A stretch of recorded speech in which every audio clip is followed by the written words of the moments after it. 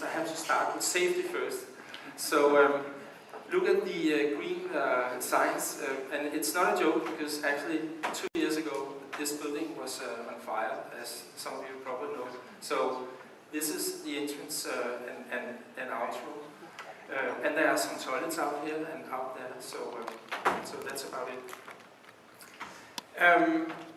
When we put the question in the presentation, we had this presentation. We had this question about, is change communication the missing link? And the reason for doing that is that we have this number. We have this number that we all are fighting against. This is a number that has been pretty stable for now 22 years. John Cotter in 1995 wrote a very famous article where he stated that this was actually the number that is success rate for any projects, any transformation projects. And we did a survey a couple of years ago, along with McKinsey and a lot of other consulting firms, came up that this number is sort of stable. And coming from a consultancy where implementation and getting things impact, that's quite a disappointing number. So whenever we do ChangeCom, we try to make the ambition clear for everybody. So this is not only our ambition to cater for a higher number in this sense. And saying that, I have to come to a confession, because in these times of agile thinking and all of these things that I know that you meet every day at your work, it actually took us 3 years to make this event. We started planning this event 3 years ago, but that was exactly the time where we took this decision, strategic decision in implement, that we wanted to deep dive in this area about ChangeCom. To deep dive in an area where you could say traditional management consulting firm haven't been that dominant in their counseling. So 50 projects, large projects later, we have some knowledge, and that's why it took 3 years, because we wanted to share it with you. We have this kind of agenda for today. I will just give a perspectives in the beginning on what we actually think ChangeCom is all about. Then Michael from Ørsted will have a presentation giving a case description on a strategy rollout.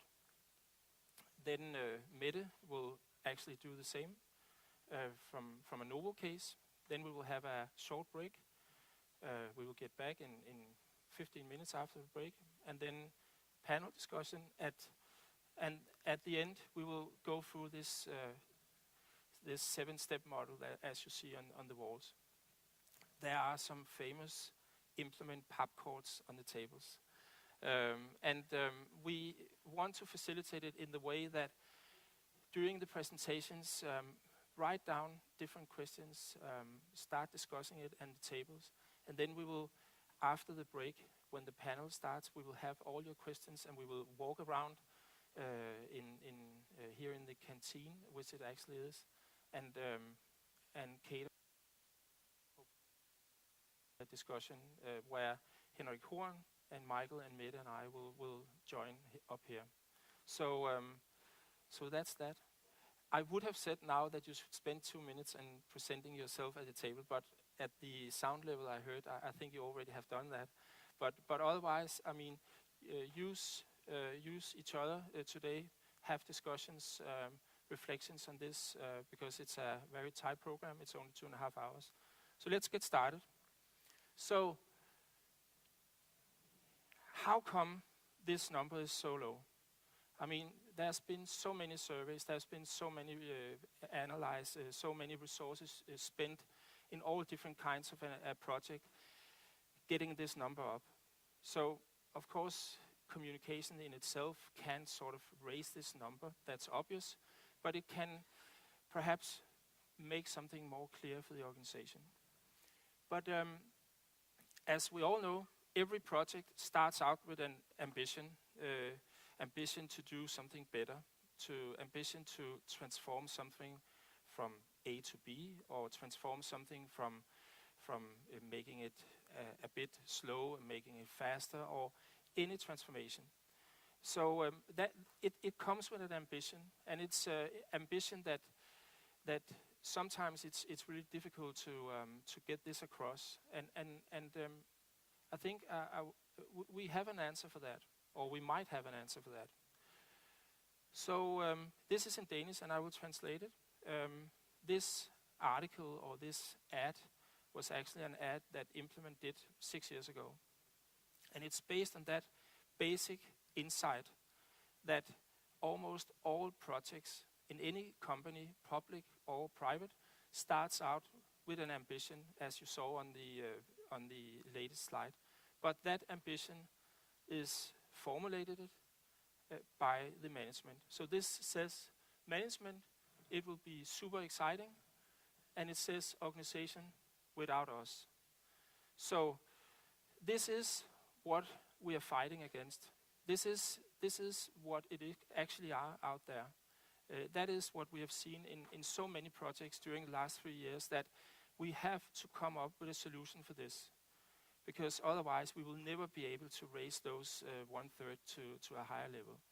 So sometimes this is not the case, obviously. Sometimes the case is that it's something that were founded by a lot of people. Sometimes it's the fact that it has been a process where everybody have been involved and it has been positive energy around the project. Sometimes. But in many cases, 10, 15, 20, 30 people within even large organization has been doing all the strategy work, has been sort of planning for the big town hall meeting, the big event where people should dance and cheer each other and say, well, now we are going to head for this 5-year plan. But they are not. And that's the reason. So every time we start out a project, we try to set ourselves in the role of the organization, sort of being their advocates in how would they perceive this huge ambition. Because it's probably a good ambition. It's not that it's a bad ambition. It's not that ambitions are bad at all. Ambitions and winning aspirations should be there, of course. But to make it their ambition, to make it something they will co-create on, that's really the big challenge. So how do we see effective communication, change communication? Well, we always say that it's a balance between information and communication. And I've been granted 20 minutes today, and I know some of my colleagues are already watching at the clock, because this is something I've been giving lectures about for 20 years, and it's very, very close to the essence of understanding the difference between information and communication. Let me just give an example.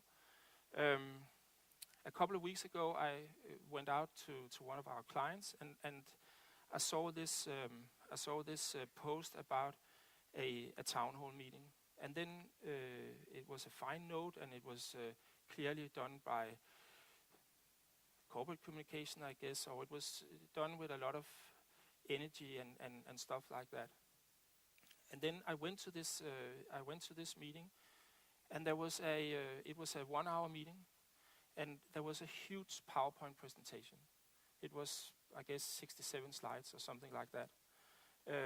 And you could see that the CEO was really fired up, and his head of strategy was fired up as well, and they were really fired up. And you could just watch the organization that they were not that fired up. And it was not just because of the slides that you saw before, but it was also because those 67 slides, they were actually they were quite detailed, to be honest. There were 3-4 slides that was on a high level with purpose, winning aspirations and stuff like that. But then there was a lot of numbers, a lot of data, because they wanted to do this right. They wanted to convey a strong message, and you do that by data. That's the sort of 2017 way to do it. But that has nothing to do with communication. That is information. And they did this town hall, and they took this presentation, and they took it to the internet. And then a couple of days later, I went out there, and I asked them, "What now?" And the head of strategy looked at me and said, "What?" And I said, "What now?" "Yeah, but we have communicated this."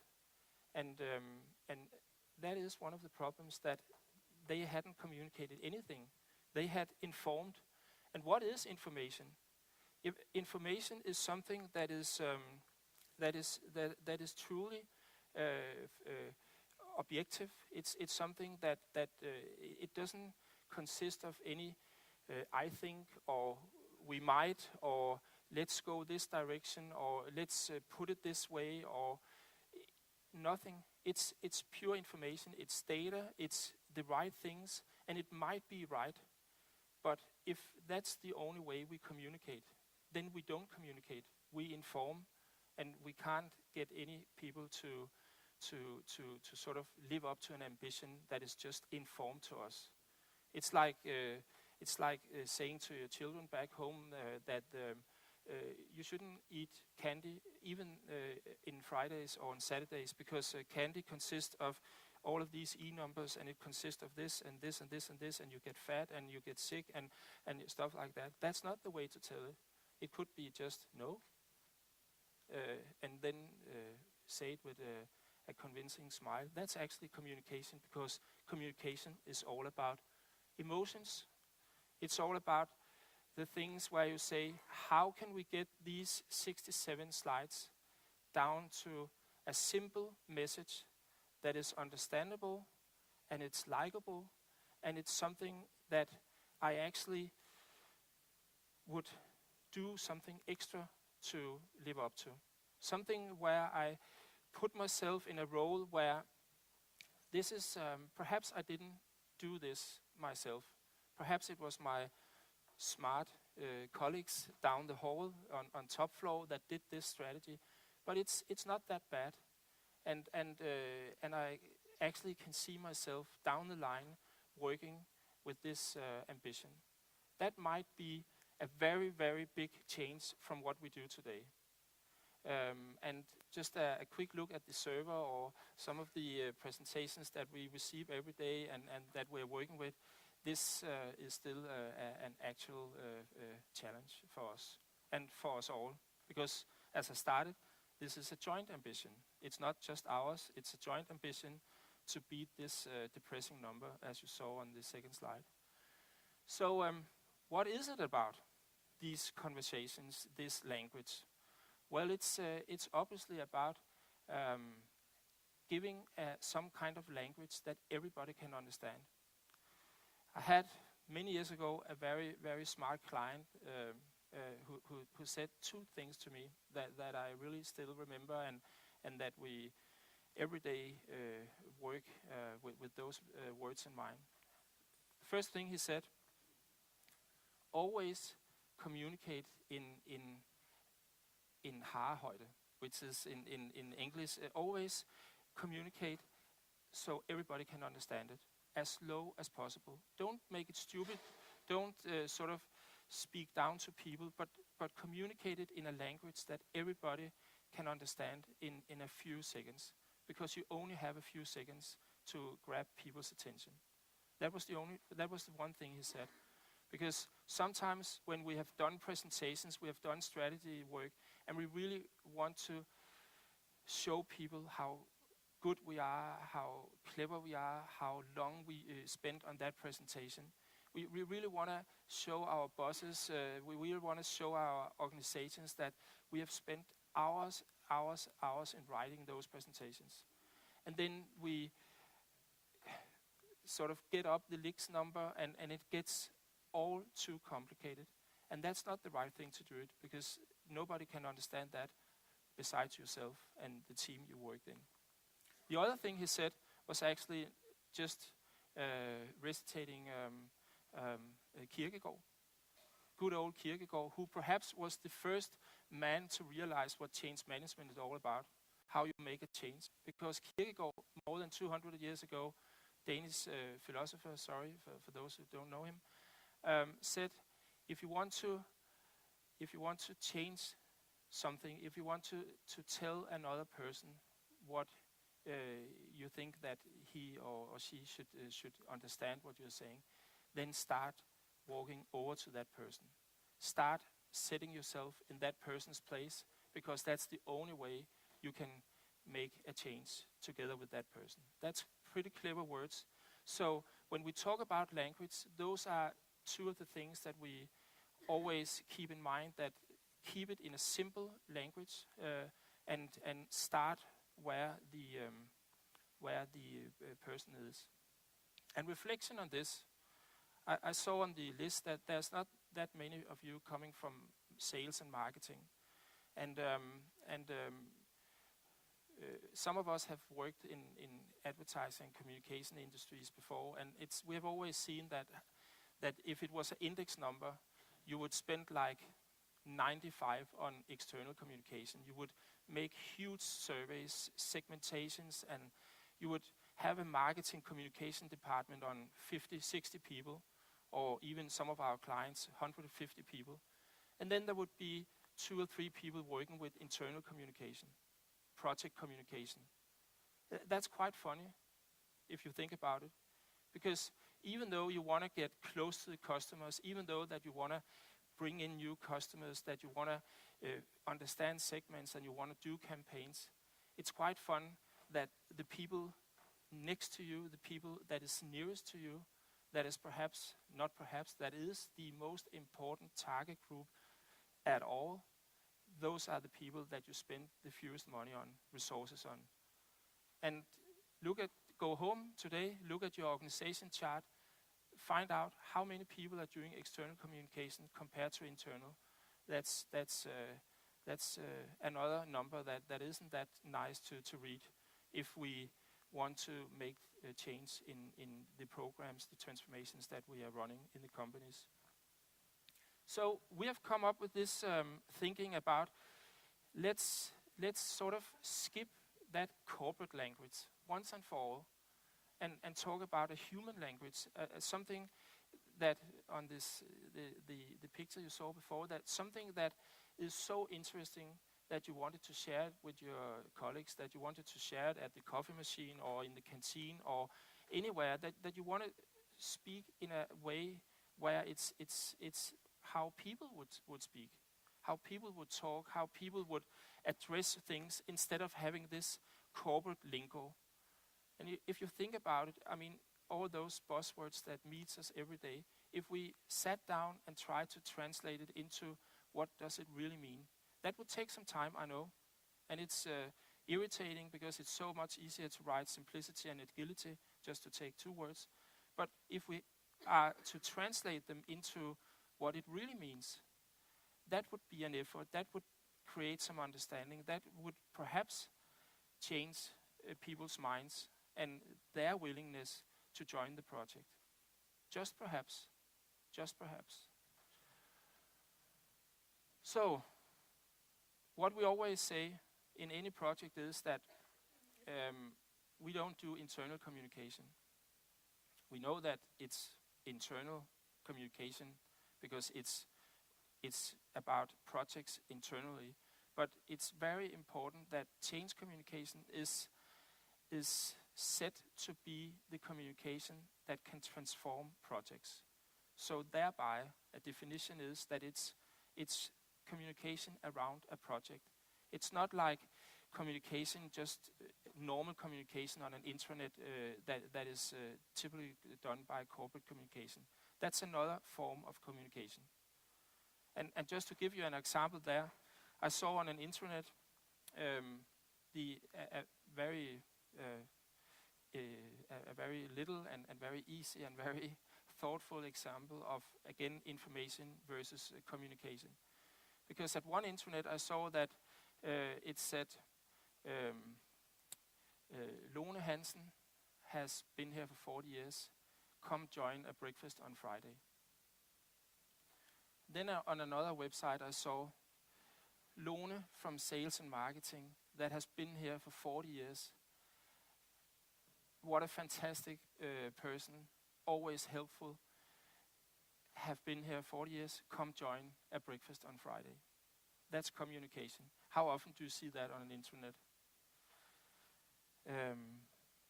So, what if we, all of these ideas, all of this thinking, if we brought that into communication around projects? A project could look like this. You have seen slides like this with all the different tracks running in any projects, and somewhere in the PMO or somewhere perhaps in another track, communication is there. Read information is there about the project.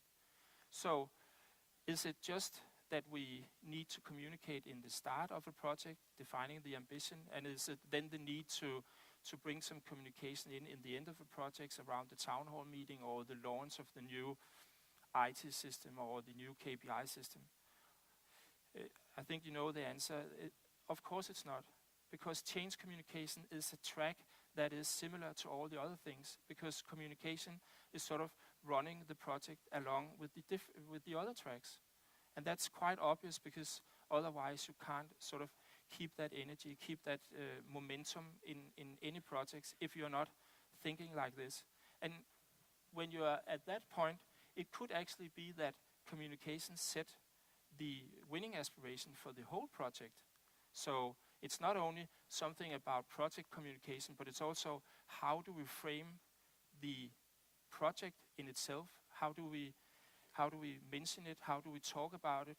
What kind of is it a positive thing? Is it how do we bring along the speaking about the project? So it could be this way, that it simply creates a language, it creates an atmosphere, it creates an energy that simply runs through the whole program, the whole transformation, and thereby perhaps we'll get this number more effectively, we'll get it with a higher impact, and perhaps in some times that even though you sort of thought that this would last for 20 months or 18 months to run out this project, maybe sometimes you will reach it in a faster timing, because communication makes it clear and easy for everybody to understand, and thereby running the project a bit faster. But in the end of the day, and in the end of this day, there will be some articles that you can bring along with you, along with these discussions. And one of the articles about changing habits is also something about changing communication, because this is the big problem. This is what we really want to solve, that in the end of the day, we have to do something different. If communication, change communication is to be seen as a success, to be seen as an enabler for the projects to be better impacted in the organization, we have to change some habits. We have to change something. And one of the things, obviously, that is a start, is that all of these small conversations that any professional working with communication always have dreamt about, how can we get into those communication? Because this is not mass communication, this is not top-down communication, this is real communication, this is real people conversation. What do you think about this project? Have you seen this strategy? Do you see yourself part of that strategy, part of that process? Do you want to implement these things in your area? Those kind of conversations, that is the ones that we really want to affect with the work within change communications, because this is the real stuff. So this is the ambition, that changing conversation is also about finally getting to changing habits. Yeah? So good, so long. Now,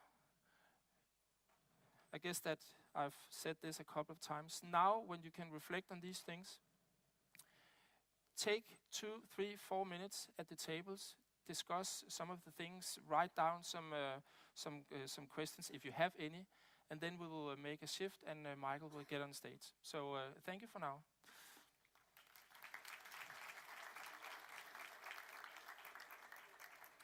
And if you don't know pop chords, this is the ones.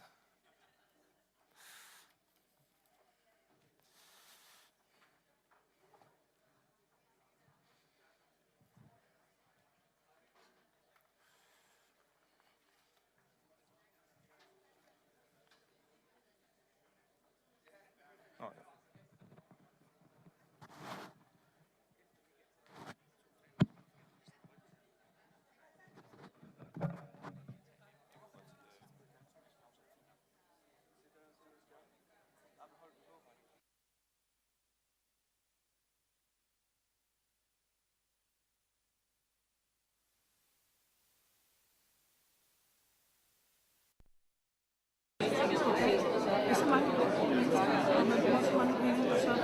Jeg siger en tredjedel af projekterne egentlig ikke nok det, jeg skal sige mål, eller det er det med mennesker, det er helt vildt. Og der giver det jo også. Hvordan er det, at vi skal komme for længe i hvordan er det, så sørger for, at vi kommer til at videre, og så er det sådan noget ejerskab. Ja, og så jeg tænker også, at det bliver certificeret, og så også på se på deres og det tror jeg virkelig ikke er noget, man har tænkt sig meget over, for det er lidt mere, det er lidt oversættelsesopgave, som jeg står i. Jeg har en idéer, og praktikerne er jeg har jo udholdt fra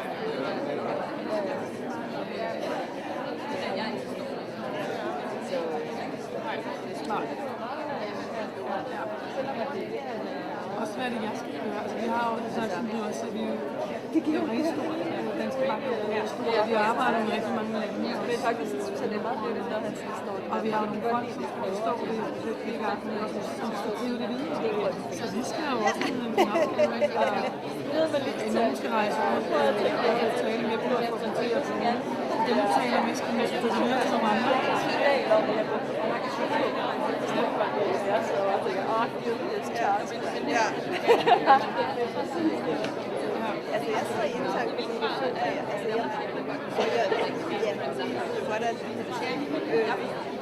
men jeg synes stadig, det er rigtig svært. Og nu er det virkelig for vores arbejde, for lederne, som er stressfejl med højt tal. Men jeg tror også, det handler om noget af kompleks, så føler man også, at man har fået mange og det er den der angst for at gøre det, for at se på rundt. Ja, og jeg synes, at ordene ligger ikke med mig. Okay, we will have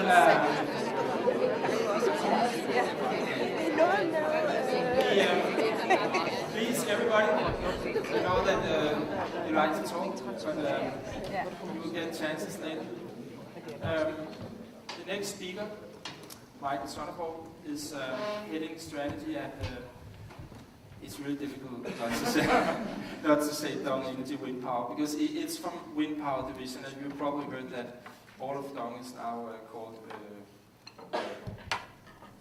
I just wanted him to say, because he's from Sweden, so he has some problems with these.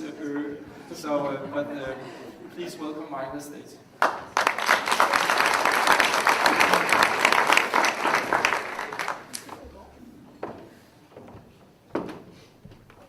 So, thanks for having me. As Lars just said, I'm heading up the strategy team for the Wind Power division. So for all of those who are interested in the big change that happened yesterday with the now famous name, I won't be able to give you the insights on that. So I'm instead going to take you through sort of when and how we developed a new strategy and how we rolled that one out back in 15 and 16. But just to set the scene, I mean, I guess most of you guys, you're familiar with competition. I mean, you win a client, you win a project, you win a competition within your firms. I mean, that was very familiar for me as well. I came from outside Dong, but in Dong, that haven't been the reality.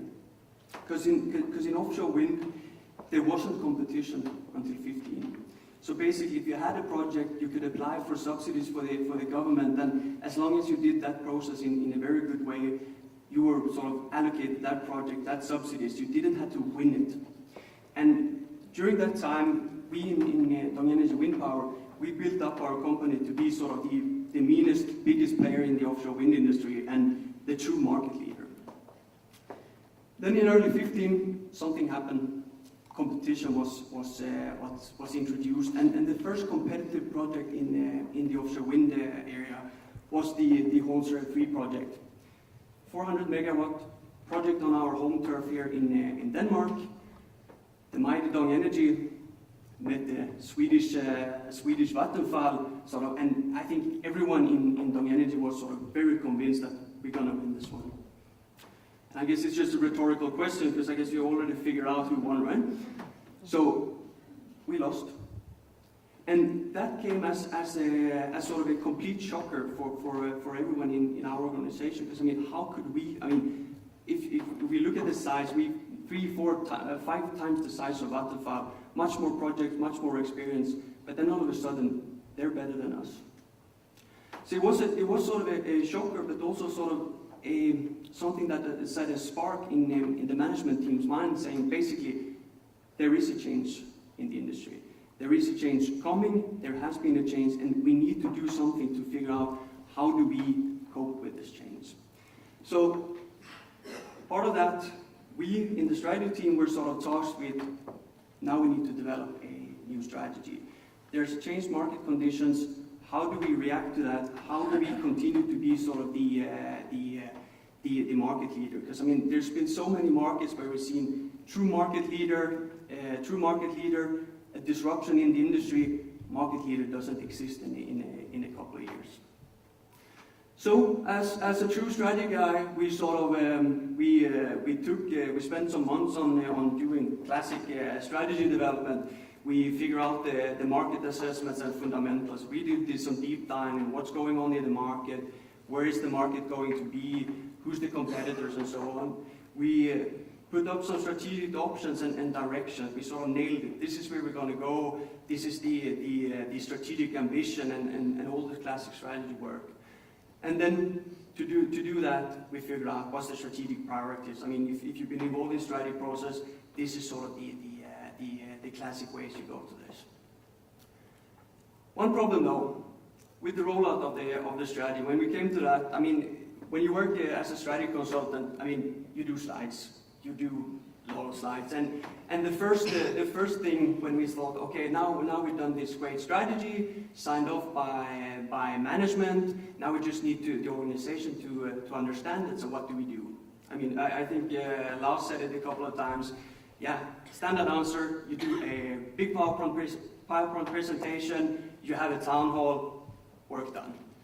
And if you're really lucky, you can have a leadership forum where you do even more PowerPoint slides and present the full day of PowerPoints, and then work done.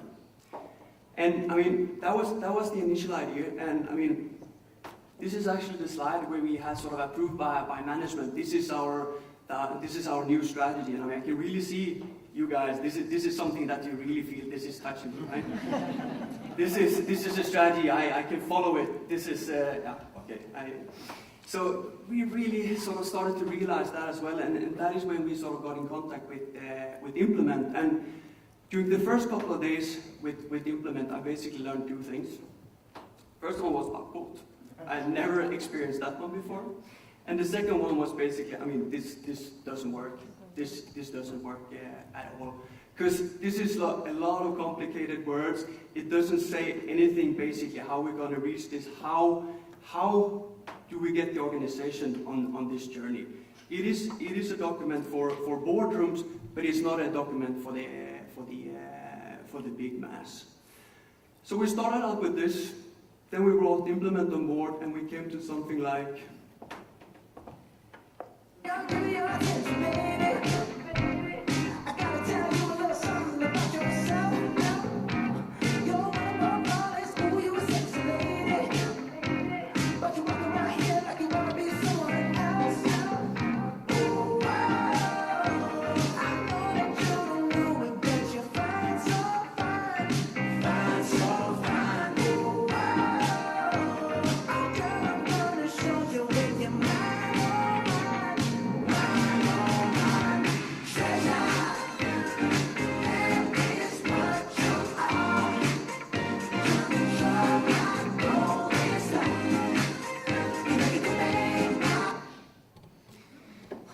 I mean, I'm a strategy guy. I basically love strategy. I think that is one of the coolest things to do. I guess some of you are not on that opinion, but I have never seen people having that much fun talking about strategy and doing strategy. Because this video is from when we rolled out and implemented the strategy. And as part of that was that all teams had a task that film yourself in a creative way when you sort of discuss what you're going to do to implement this strategy.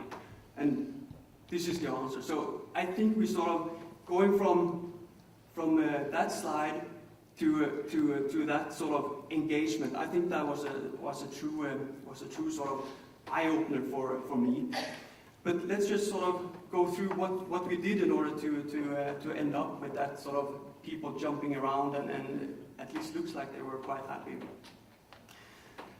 So the question we had, I mean, we needed the organization to understand, I mean, not just the strategy, but there is a fundamental change in the market. I mean, the competition was introduced, and if we don't sort of cope with that competition and really embrace that competition, we probably won't survive in this industry. Because, as I said, there's been so many times when there is a market leader, the market leader becomes complacent, think we have everything under control, and then all of a sudden you're passed by all the competitors.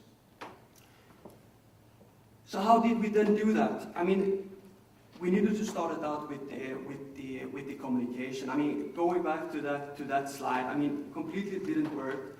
So after some long discussions, we figured out that, I mean, in order to really reach our employees, we needed to focus on their hearts and minds. I mean, you need to feel the strategy. You need to feel that this is something for me. This is someone talking to me, and me as someone out in the organization, I can actually contribute to this. I mean, same as they did with the corporate video yesterday with Ørsted, changing the way we live, focus on the human, the renewable development. We needed to do something similar here. The second, I think that is very much coming back to what Lars said. It needs to be understandable. I mean, keep it simple. Strategy is sometimes a very complex process, and a good strategy you can navigate in a complex environment. You answer some complex question, but a fantastic strategy, you take the complexity and you make it simple. So you make it understandable, make it tangible, so everyone understands this complexity that we're facing. And the third thing was that, I mean, in order to make it stick, I mean, you can do everything you want, you can have a launch, but if you don't have anything that sort of it sticks, it's easy to remember, easy to visualize, you won't sort of have the long effect. So we had visual, we used the metaphors, we had the movies and the graphs, and I will take you through sort of some of these items now. But let's start with the hearts and minds. I have a question for you. What do we know about competition? What does a company like ours that's been growing on subsidies actually know about competition? Well, I'll tell you. We know more about competition than most. It is the hardest people that do what we do. Isn't fighting against Mother Nature in these tough environmental conditions the highest form of competition you can think of? Far from land, in the middle of the ocean. This is what we do. This is who we are. This is our story. And now, we are the market leader, the company that everybody wants to beat. But just as we were never afraid of facing the forces of Mother Nature, we're not afraid of facing competition. On the contrary, we welcome our competitors. The past has been fun. The future will be even more fun. So I've only one thing to say to all of you: never stop competing. Our new strategy has only 3 words: compete to win.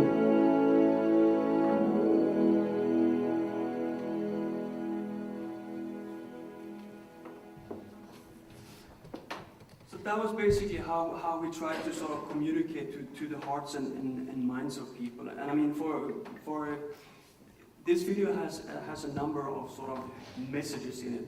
I mean, first of all, I mean, I don't know if you heard the voice. This is not a professional sort of voice actor.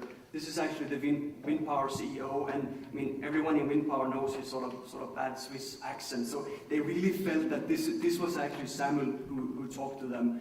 He come through, and sort of they feel that he's the leader that sort of should lead us through this change. It's also important to emphasize that even though there's a change, we lost one project. I mean, everything we've done up until now, it's not bad. I mean, to face it, we were still the market leader. We were the significant biggest player in offshore wind. So what he also sort of talks about, that what we've been doing up until now, it has been a competition towards sort of with ourselves, with the environment, with sort of building these offshore wind farms. Because I mean, it's shit hard. Building offshore wind, I mean, it's not a walk in the park. So even though sort of it got even harder now with competition, we've done a great job so far. And as the last thing he said, we don't fear competition. We embrace our competitors.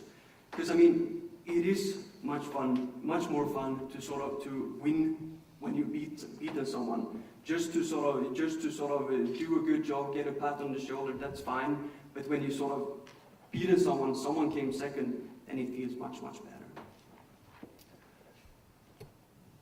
But then that was the hearts and minds. But then what about sort of the keep it simple? I mean, going back to that side, this is the same message. Compete to win. Easy to remember. 1 gigawatt a year, that is basically the strategy. I mean, there's one thing to remember, 1 gigawatt. So try to keep it simple, understandable, and for people to remember. We're going to win 1 gigawatt a year between 21 and 25. That's 5 gigawatts in total. How are we going to do that? Compete on cost, win across, divest to invest 2.0, pick the right battles, and explore new markets. Basically, some tag words for these priorities that is easy to remember, easy to say, and you also have sort of these what you call the logos for this. So you can both visualize and sort of say this in an easy way. I mean, compared to sustain competitive advantage to beat competitors on cost, or compete on cost, win across.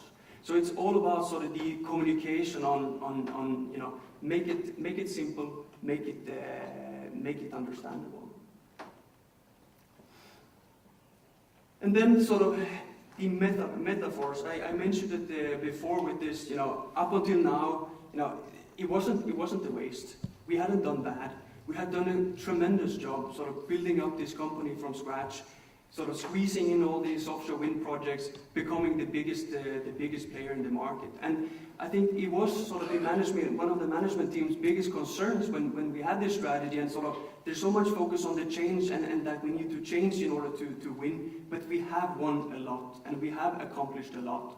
So basically try to embrace that you know, it's not just bad, we have done good, but we need to do even better, so I'll just pick up the speed.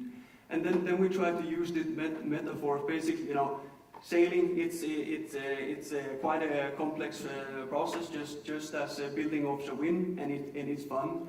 But sort of sailing in competition, winning in competition, it's super fun. So again, going back to this, we shouldn't be afraid of it. It is just sort of a thing that, I mean, it pushes us, and it makes us sort of more proud of our wins, or so the new projects that come on stream. But that was sort of the visual effects and the sort of the graphics that we used. But I mean, all in all, it's a fancy video. It's a fantastic video, Lars. It's some good stuff. But I mean, it's just communication. And again, if we just release that during a town hall, you have a wow effect, but that will fade quite quickly, I would say. And this was such a sort of big change in the market So we really needed this to stick. I mean, how should we ensure that everyone should know about this, everyone should embrace that, and everyone should work towards the same target? I mean, you understand it, but do you really understand it? Because I mean, it's easy to listen. I mean, you saw the communication here now, but in 2 days, who will remember it, right? And that was the thought, and that was also why we decided to do sort of a full-blown rollout plan. I mean, this wasn't for the management, this wasn't for the leaders, this was for everyone. So everyone should understand. I mean, what does this mean to me? And in my daily work, what can I actually do sort of in order to deliver on these strategies? I mean, make people feel engaged. Make them feel that, I mean, even though I sit in a back office doing something that isn't directly linked to winning projects, I can actually do something that leads up to these priorities, and these priorities, if we have done the strategy good enough, it will help us win in this market. So we planned a full rollout plan. I mean, for everyone to, I mean, the entire organization, 2,000 people, should take part of these strategy workshops that we planned. We also planned or executed a training of the managers, because it's, I mean, I guess you all been to some workshops, you do a lot of upcode, you write a lot of stuff on the board, but then it just ends up in a drawer somewhere. So in order to sort of make this stick, to make this workshop as effective as possible, we started out with the managers. So basically 200-300 managers, we trained them in sort of the strategy, how to communicate the strategy, trained them in sort of the strategy workshops. How do they facilitate the workshops? How do they sort of ensure that we take the overall priorities, break them down through the organization and to the single teams, and how to keep them, how to keep the teams engaged. And then, as I said, the breakdown of the priority to the single employees. I mean, the intention was that everyone should know, I mean, this is my contribution to the overall strategy. And we have had a standardized format where you can actually see the link between the strategy and all the departments. And how did we then do that? I mean, it seems like the process for this, it was completely new for me, this change communication, because it's not just a one burst. It is a full sort of well thought through plan where you have sort of all the details linked together. So I mean, if you look at this is basically the communication effort we did even before we started the rollout, where there was a clear red thread, sort of the competition red thread through it all. So we actually started out with the leadership forum, where we sort of spent actually quite a time to select a venue. It wasn't just in the basement of Bella Sky or something sort of the ordinary. It was a venue that sort of signaled the transformation from the old to the new, to something that sort of to something extraordinary that had happened. And sort of only by doing that, we started to sort of make this competition do out of the ordinary in people's minds. We also had a strategy video, as you saw. We had some strategy material. We also had sort of this thing that was quite new to me, but was very appreciated with the guest speakers. Because we can talk about competition in offshore wind as much as we want, but what does competition really mean? So we had sort of four people talking about competition from their areas. Completely sort of different to offshore wind, not tangible at all for us to use in our daily work. It was actually sort of an eye-opener to people. I mean, what does competition mean? I mean, we haven't been exposed to it, but these people talk about competition. Can you see competition in a different way? So just to sort of, in all ways, open up the mind to say, okay, we are embracing a competitive market. This is competition. Please, realize this. And if you don't realize this and sort of increase the pace, competition will outbeat us. And this is just some examples on what we did with the sort of material that we used. I mean, we actually produce a newspaper. I mean, I guess most of you are the same as me. You read the news on an iPad or iPhone or online, but a physical newspaper where we spend quite some time sort of going through, developing, writing about the changes in the market, the strategy, some cross-fund. I mean, it should have the look and feel of a newspaper, but it should completely sort of focus on the strategy, the market, in a way that is easy. I mean, I could give this to my wife and she would probably understand what it's all about, right? So it was written in a world that was in words that were very down to earth. Again, don't, like Lars said, don't pat people on the head and think they're stupid, but just take it down one level. Don't use the complex words. Just describe what it's all about. And for the leadership forum, sort of the ideal moleskin book, but instead of just sort of being an empty moleskin, this was also sort of as clear of the red thread. It was a book filled with sort of quotes on competition, major events where industries had seen disruption, same as we did with the introduction of competition. Again, just to sort of make people reflect, go through it. So when they spend one page putting notes on the other page, they see, okay, this is sort of something that talks to my mind and remind me of that we are in a competitive environment.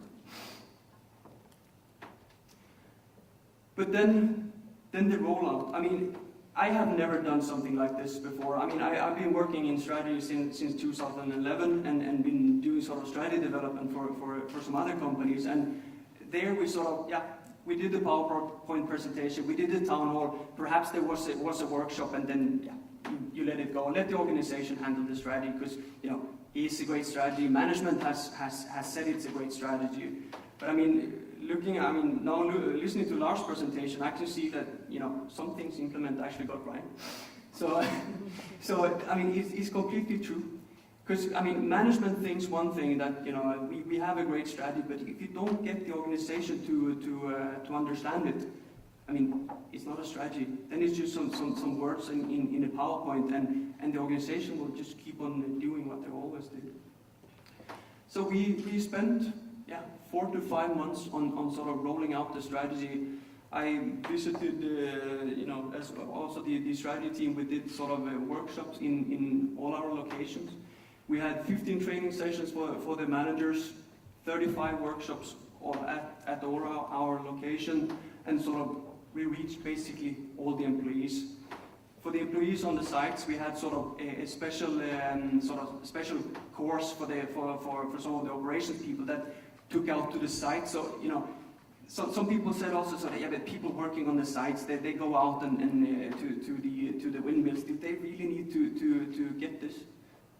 Answer is yes, because they're the ones that actually do the work, and if they can see sort of the bigger picture, why should they sort of put in the extra gear? And I mean, it's not us people in the office that are actually making the company deliver. It is the people out there doing the actual work with the wrenches and in the blue collar suit. So we said, let's do it for everyone. Let's make sure that everyone understands what this means to them.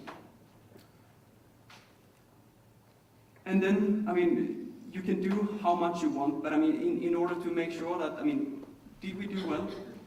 I mean, I just let the numbers talk for themselves here. I mean, this is some of the questions we had in this. You're all familiar with that, the employee engagement survey. Annually, you do a lot of questions on how much you're familiar with this and that, how much you like it at your workplace. So basically, 9 out of 10, half a year later, understood the strategy. 8 out of 10 believe that it will help us reach the ambition, and 75% believe that. So we're working with it in my department. So all in all, a fairly good sort of feedback on the strategy rollout. But on the more important note, was it successful on delivering on the ambition? I mean, we started out quite poorly. Like I said, we lost the Danish project. We did a strong comeback and won a Dutch project. lost 2 again, but I mean now we're back on a winning streak. So we are sort of in very good direction to deliver on our strategy. We actually have secured sort of, we had 1 gigawatt a year, 5 gigawatts in total. We have secured sort of over 2.5 gigawatts. We are there, and we have done a tremendous job, and people have embraced this competitive feeling. And when you talk about the organization, you can hear sometimes we need to win across. So some of these words has actually sticked in the organization. So hopefully we'll keep on delivering on the 25 strategy, and that is quite fun, because then I get more work. Because if we meet the strategy, I mean, what then should we do? Then we need to sort of raise the bar again. I think I'm running out of time, but I mean, just a quick reflection. If looking back, I mean, yes, it was a good process, but it wasn't sort of not just sort of the rosy picture. Because this number, if we would do this year, I'm actually quite certain that the numbers wouldn't be as high. And part of that is because, you know, we had the plan for the rollout, for sort of the clear path for the nearest future, but we didn't plan for sort of and then what. So if I would ever do this again, I would ensure that, you know, have a follow-up. I mean, have a clear plan from the start. Sort of when is the touch points? When should we release something again? When should we sort of feel the temperature of the organization on how we're doing on the strategy? Just to ensure that, I mean, there also sort of a shift out of people in the organization. How do we ensure that everyone, also the newcomers, understand what we need to do, where are we going, and what is our strategy? I think that is about it.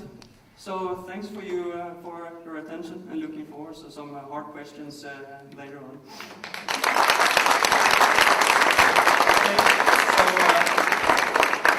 While we get Mette mic up, just spend some minutes at the tables on some questions that you want to bring into the panel discussion in 45 minutes from now. So a couple of minutes now before Mette goes on stage.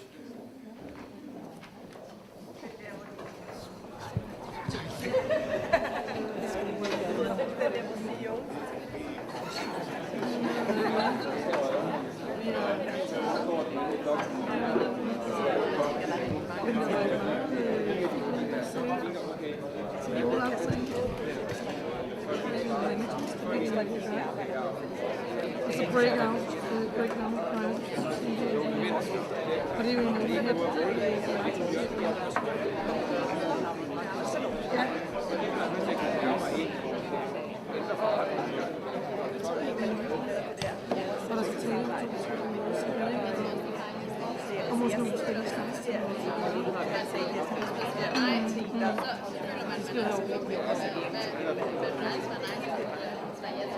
Men det var meget spændende, fordi skal hjælpe os sige det samme.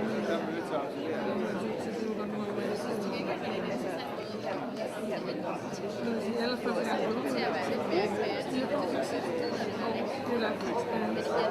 og det vigtige var det med, at det betyder sådan lidt. Og det med os.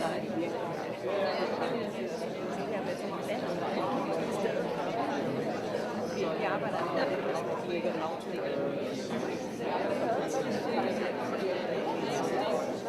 det er ligesom du har været hvad starte. Kan du ikke bare sådan, altså, få den subject til engelsk? Ja.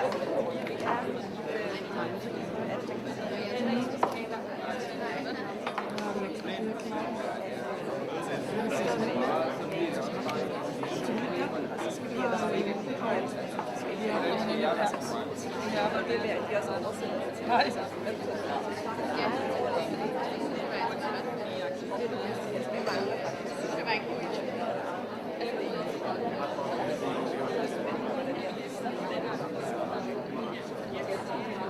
Nej, det er allerede i gang.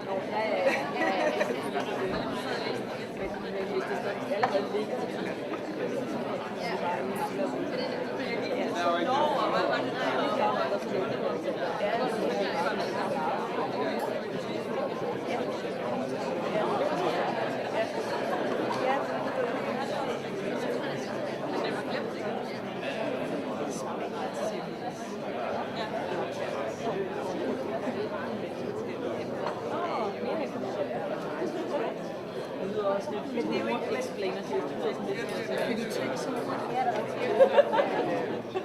Du må ikke tage nogen af dig. Man kan bare sige, at Good. We are about to start again.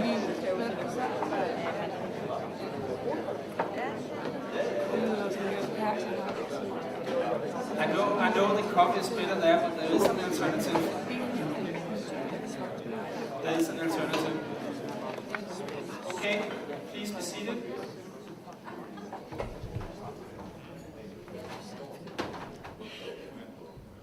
Mette Antrup Lindegaard from Novo Nordic, I've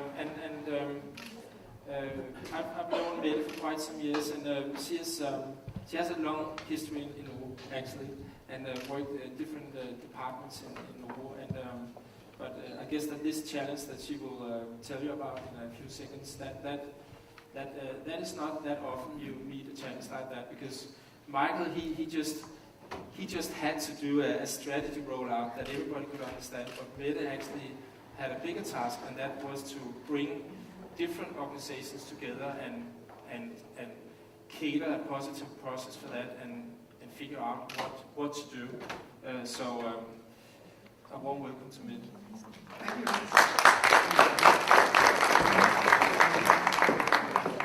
Yeah, so good morning. I actually got a little unsettled this morning when I heard the last introduction, because he said that communication takes the assumption that no one listens. So, but I think looking at you as an audience, I think we're off to a good start. So first of all, thanks for meeting, getting up early and joining this conversation. What I'd like to tell you about was a change which had a little of a different starting point. I just put on the timer here because I start talking on.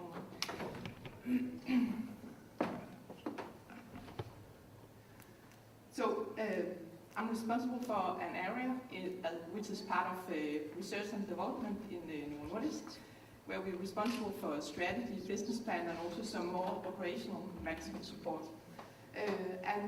As part of this, what I'd like to talk about today is actually a story about with a new unit coming together as part of the research and development area, but with quite a different start than what Michael was telling about, because in my experience it's very often that reality is quite different from what we learn in the textbook, where you have a clear burning platform or a clear place where you would like to go.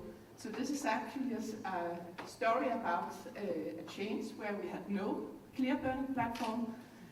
There was still a need for purpose and direction. And then there was also a task about balancing the need for communicating something new, but also delivering on a number of important business goals that we had to meet.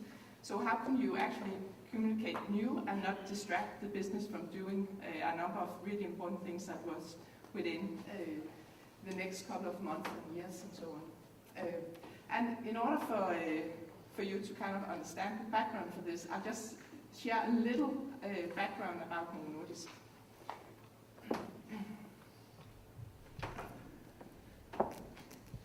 As you probably know, I'll not do a long speech about Novo Nordisk, but we are the world's leading company within diabetes and produces actually more than 50% of the insulin that is being supplied worldwide.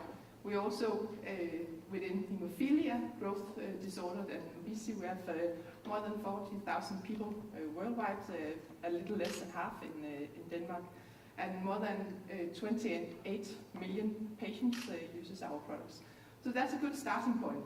And actually also, when you get to work, you know that you are actually not, you get a really strong feeling that just as one person you're not able to do a lot. You're actually standing on the shoulders of innovation, of colleagues going 90 years back. And if you're, when you get up in the morning, you're never in doubt that there's an overall purpose of what you do. Yeah, this is just in the pharma industry, our number. So we have been changing life for more than 90 years. And when you look at this picture, this is from 1922, a young boy, Teddy, where you can see the pictures of how the shape he was in before he had insulin, and then how he looked after that he had received insulin. And I think that's actually what makes it so interesting for me every day to go to work, knowing that you actually impact a number of patients' life. And at that point of time, it was only life expectancy for people with diabetes was only 3 years. And it's still a huge challenge worldwide. All in all, there are more than 400 million people with diabetes worldwide today. In 20 years' time, by 2040, we expect more than 640 million people to have diabetes. So you could say I've been with Novo Nordisk for 10 years, and the first 9 years it has been not a walk in the park, but quarter on quarter we have delivered results where revenue has increased by more than 10%. The number of patients has kept increasing, unfortunately, and also the price of our product has gone up, especially in the US, which is more than 50% of our revenue. However, I think we as an organization got a wake-up call a year ago, which was actually the time when this change that I'm going to talk about took place. Because we knew complexity was increasing, more and more competition from biosimilars, which are cheaper copy products from China, India, and also some of our big competitors. So that has been kind of a part of our expectations for quite a long time, but it felt like almost from one day to the other, then things changed in the US. So actually, I have brought some of the numbers here. Actually, from a share price which was a little before this timeline around 400, and then within a few months, and some actually within a few days, the share price dropped to 230 Danish kroner per share, which meant that, for instance, around end of October last year, we lost more than 100 billion DKK in value of the company. And that was a big surprise, I think, for many of us, and also for the executive management team and the analysts.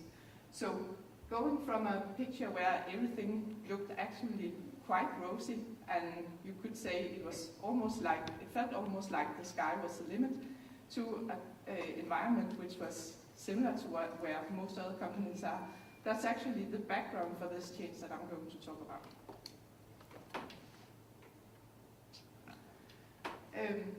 So it started last year around August. Competition were more fierce in US than expected. Share prices dropped, and there was a hiring freeze in August, meaning that vacant positions were not refilled. That was the first shock, because we're used to, when people resign and you can hire a new colleague. Then around September, it was announced that our old CEO, Lars Rebien, he was retiring. That had actually been planned for quite some time, so I think he was quite unhappy about the timing because it just conflicted with the drop of the share prices and so on. And then a new CEO, Lars Fruergaard, came on board. And as part of that big puzzle, a new organization was actually created with 3 areas coming together. So that was the timing of it. And short after the announcement of the timing, then we also announced that we would lay off 1,000 people, which was a big shock to many employees, because I think it hadn't been needed for decades, actually, in Novo Nordisk to lay off that many people. So the change was actually about, as part of the research and development organization, bringing 3 areas together. So my boss, Robin Evers, who's the Senior Vice President, he's heading up regulatory affairs.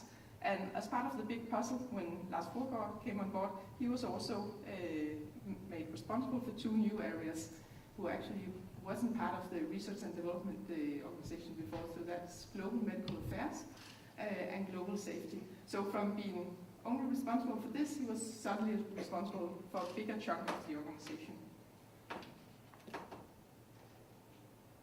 And what I should also mention is that normally in Nova, and I think also in most of your organization, when you have big changes, you are preparing the changes, you have your change communication plan ready, you have your PowerPoint slides, so you have planned which meetings should take place and so on.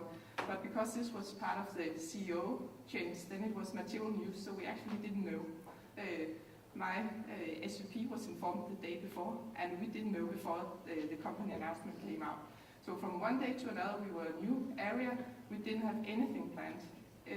All calendars were booked with all the usual stuff, but from one day to another, there were 1,000 people asking us, so what is actually the intention, what do you plan to do, how are you going to run this?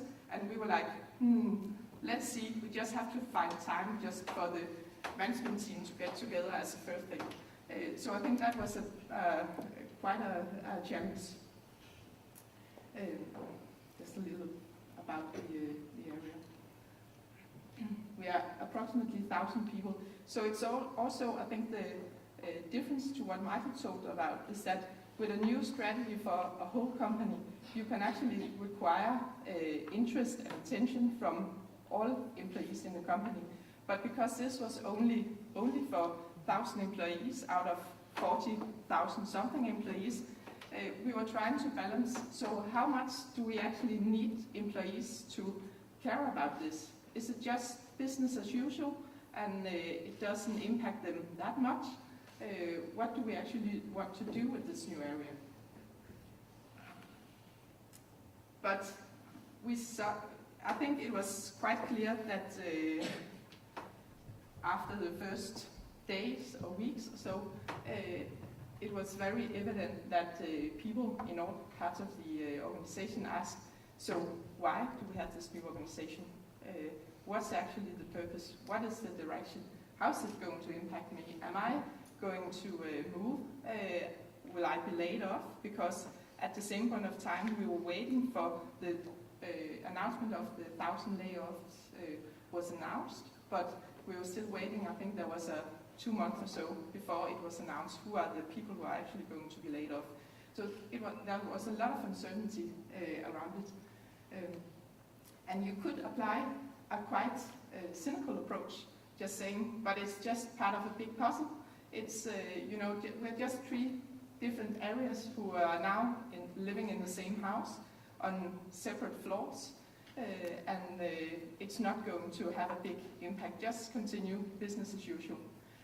And when we interviewed some of our internal stakeholders, that was actually their approach, to talk very much about continuing business as usual. And I want to see if I can just start the video. Can you start it? Or should I? So I'm going to show you a video of some of the quotes from our internal stakeholders.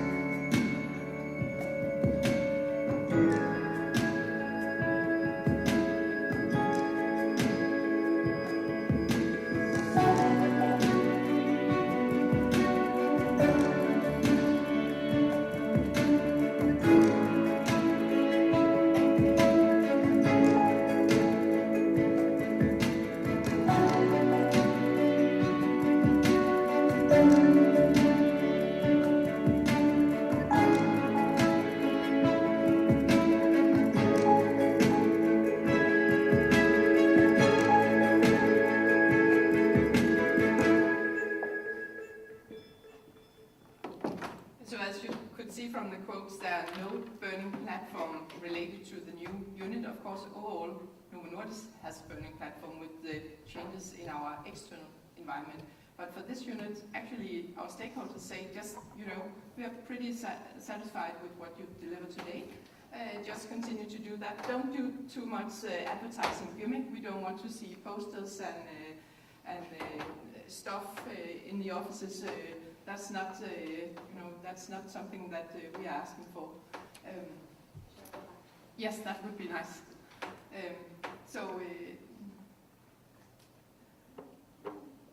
Yeah, we just find it right. Yes, here we are again. So, no big need from a stakeholder perspective. However, when we in the management team had time actually to sit together and get to know each other's areas more, we quickly realized that there are definitely some opportunities, something that we could do with the new areas. So I think if you continue the analogy with the house, then it's not satisfying just to live on each separate floor, 3 families living in the same house. You quickly realize, actually we have a nice garden outside, shouldn't we do something with that? If we are to renovate the bathroom, if we then have an invite for a joint tender, then we might get better prices and so on.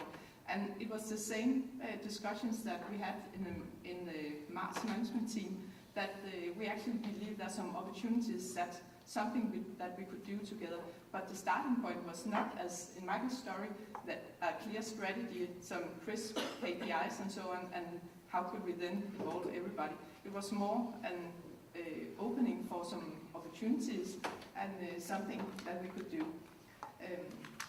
We also, as a part of trying to convey to the organization what are actually the opportunities, why we together, we also, of course, made interviews with one of the representatives for the executive management, trying to explain what's the overall purpose, but no clear strategy up front. Then we also talked with the employees and leaders in the organization and asked them, so what's actually your feeling of the new organization right now? What do you see there's a need for? And many of them were also quite cynical, saying, well, it's just another organizational change. We have communicated and should communicate, this is just business as usual, and also very much focus on that it's 3 very different areas, so don't try to force the logic into something that by default isn't logic. Ensure simplicity, don't make a lot of complexity out of this new organization.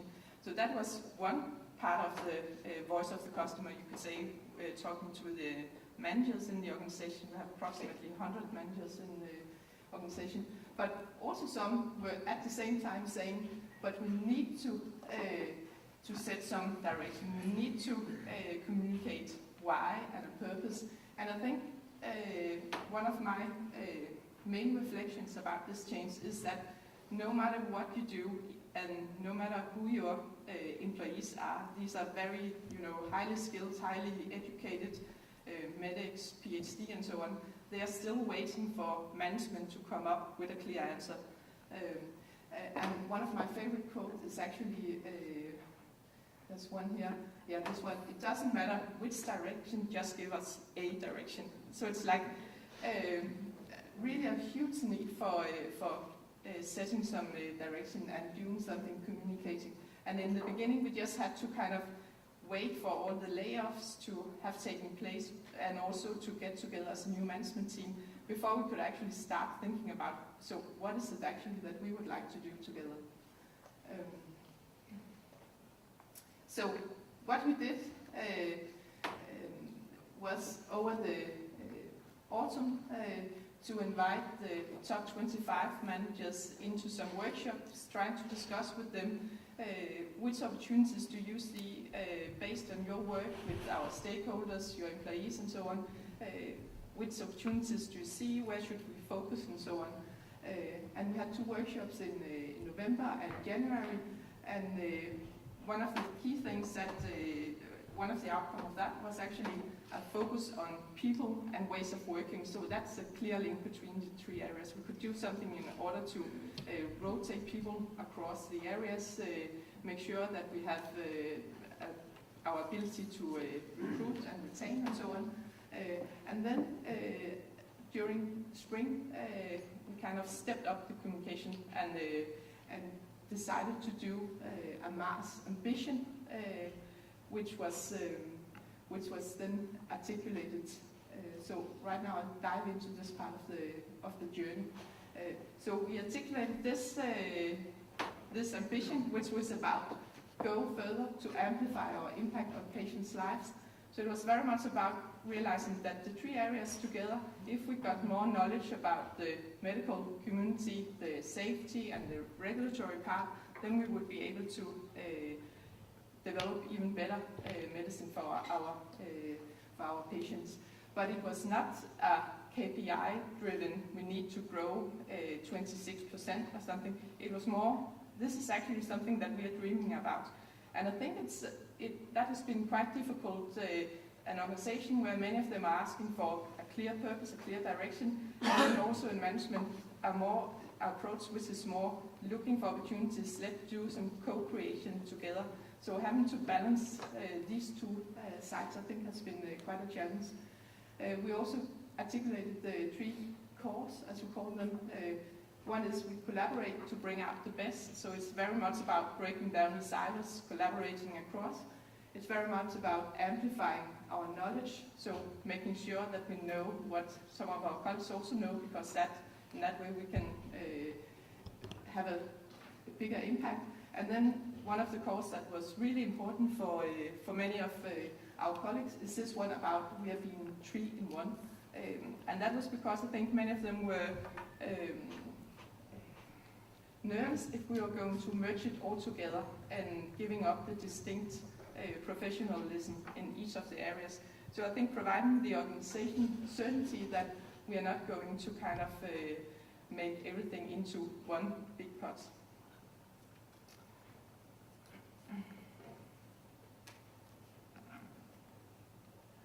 We also made, based on our overall corporate strategy, where we had these 3 must-win battles, we also looked for opportunities. So what can we actually do if we dive into the scientific focus areas and make sure that we have some of our leaders involved in that, one around hypoglycemia and 2 other therapy areas, and the last one around people and ways of working.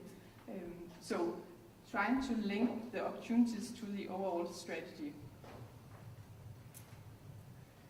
In order to communicate the new ambition, we invited, as you do most of the time, also to some meetings both with the top 25 leaders and with the top 100 leaders, and try to involve them not only doing information but also communication. So for instance, when we talked about the core of Mars, which one of them was amplifying, then we had one presenting what does it actually mean to amplify, and he was coming from a totally different angle, working with loudspeakers.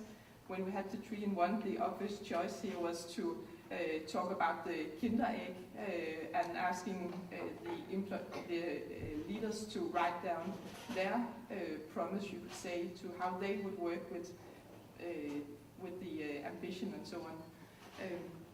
So we had all leaders engaged, and also then information to all and communication to all employees. What did we else do? And then I think what has been important after this has actually been making sure that it's not only management who tells the story, but also to visualize all the work ongoing at employee level. So every second month we have sessions where employees tell about how they work together across the Mars area. So where are we today? We're actually, it's a year since we did the change. We have a new leadership team. We are not just feeling that we are living on separate floors. We're trying to see what we actually can do together as an organization, and see there are some opportunities which will benefit Novo in the longer run.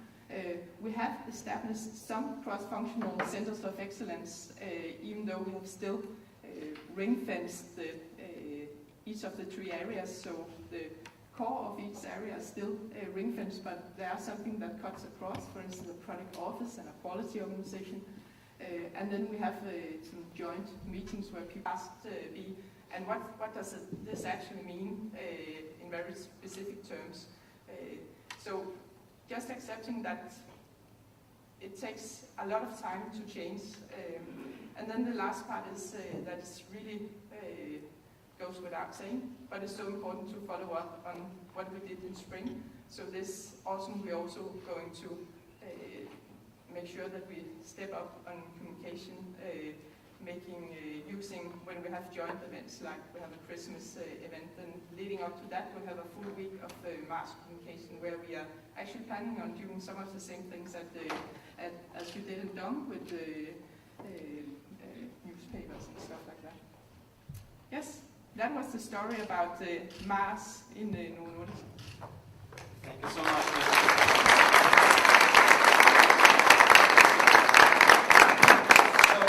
So now in total, you have 12 minutes both to discuss and write down some questions for Mettes presentation, and then in 12 minutes we will start the panel discussion and hopefully get a lot of really good questions, tough questions, and try to answer them. So 10, 15, okay?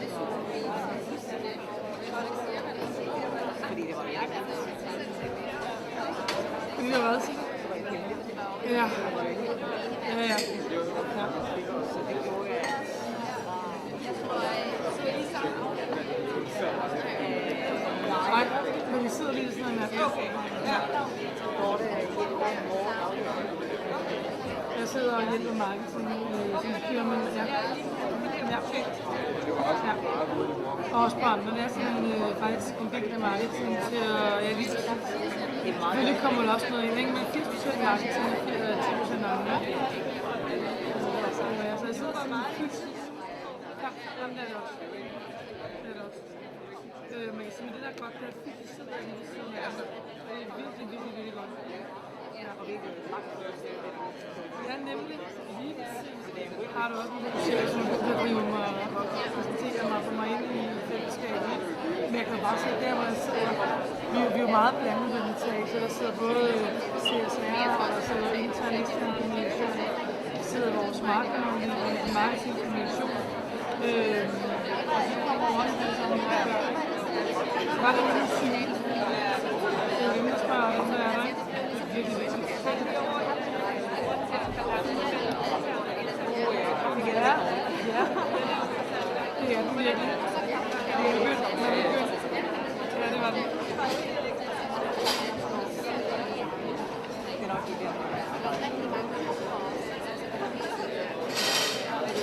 Det ved jeg faktisk ikke, men det er meget spændende, ikke? Det er godt.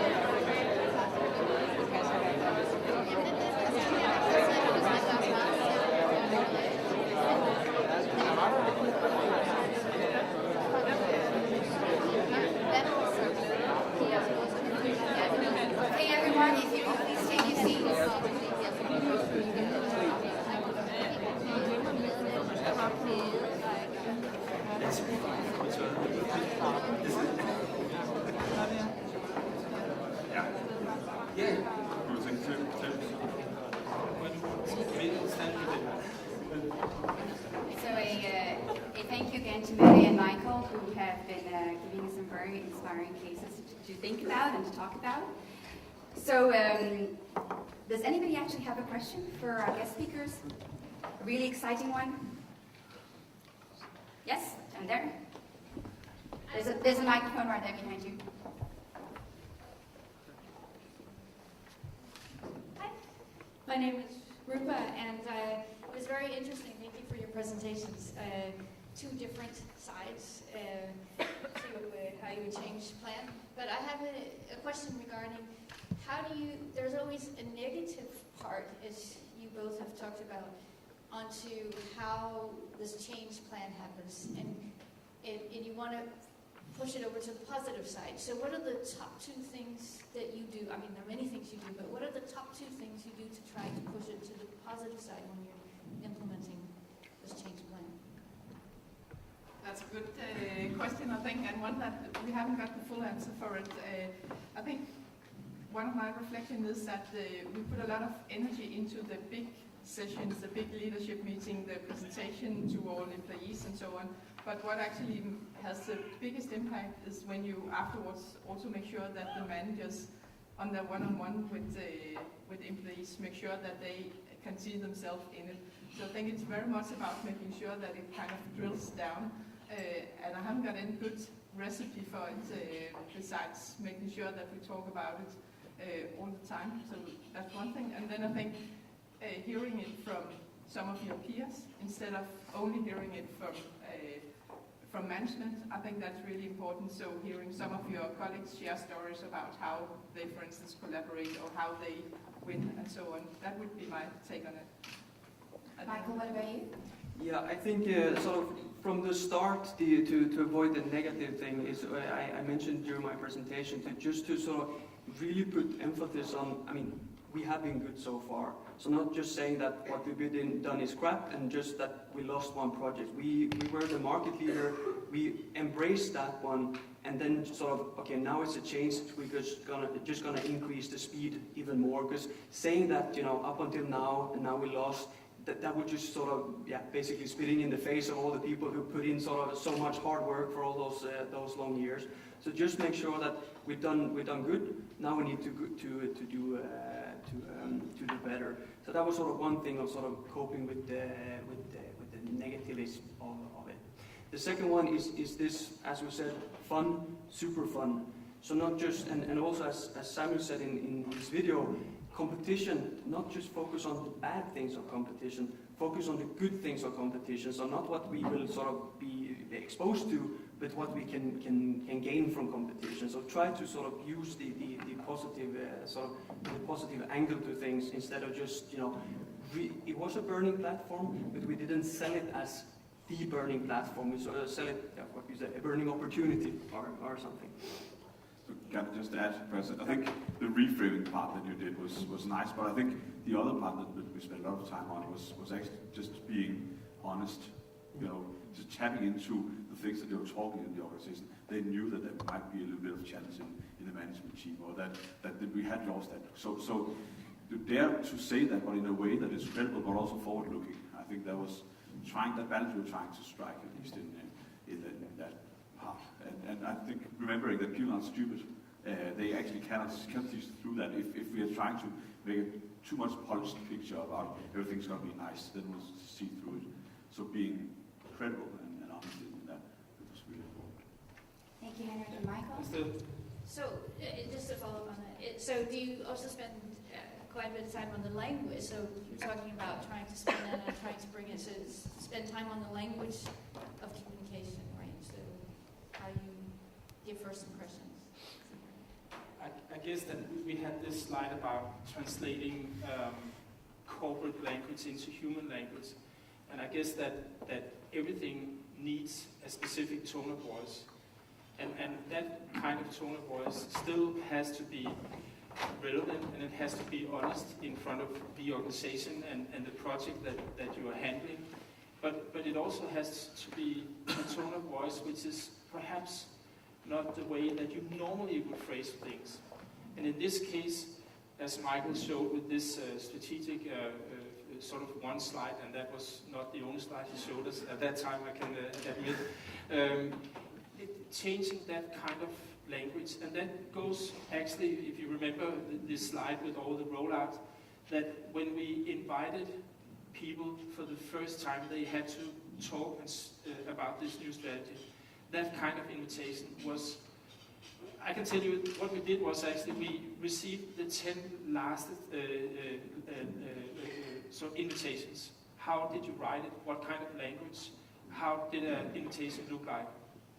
We took that and then we changed it completely because we wanted to change people's minds even before getting there, getting to know something. So tone of voice is and then you're over and talking about communication, because tone of voice and information, that's, I guess that's oil and water. If you take the decision, we want to communicate, then tone of voice becomes a very, very strong tool. I mean, if I can fill in on that one, I mean, the simple answer is yes, we spend a lot of time on sort of focusing on the communication. I mean, if we look at the things we showed here today, it sounds quite simple. It is some simple taglines, but if you see sort of the work, I mean, I don't know how many hours we sort of spent just to sort of find out the specific phrases, and all throughout the process. I mean, it was basically taking a consultant pack of a strategy work with sort of sometimes bullshit language, but just sort of making that tangible and making it to something that can stick. So that was sort of a true eye-opener for me working with Implement here, that we do something, but then when we communicate it, it's the same message, but in a completely different language that actually sort of makes sense to people. Thank you. Yes? There's a microphone right there. Hi, good morning. My name is Swati Seth, and I have a question for Mette. Yes. Mette, thank you for sharing your experience. I'm sure that you must have collaborated with some other internal teams to bring the Mars together, whether it's human resources or finance, and you must have changed a few business processes there. So how did you use change communication there to strengthen the entire change process? Could you talk a little about that? So for me to understand the question, so what you're asking for is, this is very much about what I presented as kind of town hall meetings, but also when we talk about the financial processes. Or human resources processes, yes. Organizational restructuring. You must have used the change communication there to ensure that you communicate with the organization the right way and all the internal stakeholders. So could you talk a little bit about how that helped? I think actually, I don't think we have been that upfront aware of what we've been doing. But one of the key levers, I think, has been the 3-in-1, which was one of the cores. So, for instance, when we were to merge the processes around finance and budget for 18, FTE allocation and so on, it has been very important for us to say that it's still 3 distinct areas, but we need to do something together. So it has been mainly inside, in the management team, making sure that we actually agreed upon what do we need to do together, what's still each of the 3 area heads' responsibility, and then, for instance, together with finance, agreeing on a process that everybody could buy into, because they, even though Novo Nordisk, it's one organization, but actually with 40,000 people, we do things in very different ways, also within finance and HR and so on. But we haven't had any big communication plan for how to merge these processes. I think it could have been needed, but that hadn't been our first priority. Thank you. Anybody else would like to ask a question? Yeah, Brigitte,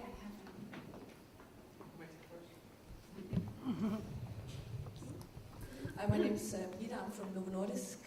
I think my question would mainly go to Michael, probably, because yours was a little bit different method of change.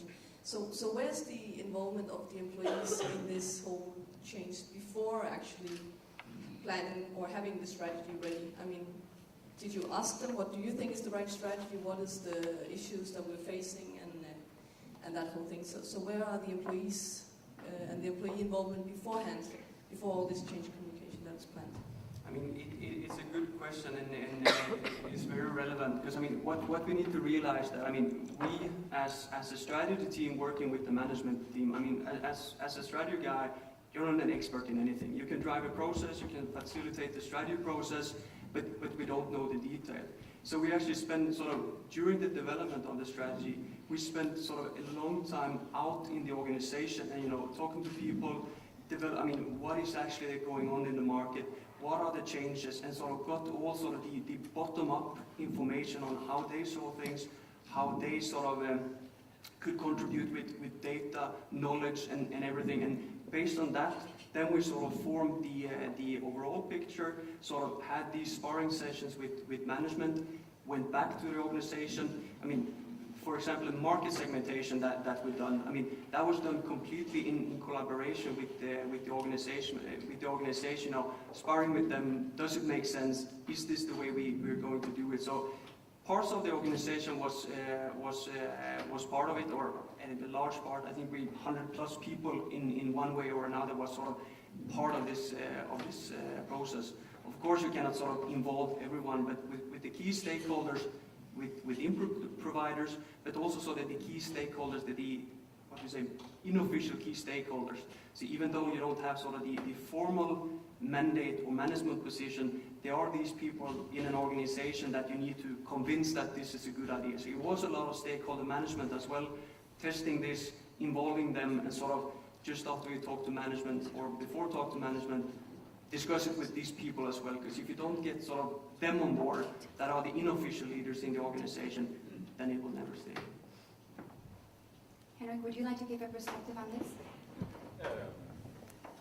I think that we actually spent a lot of time on also preparing the ExCom on that session, so that they were planned, ready to go home and involve their management team just after the session.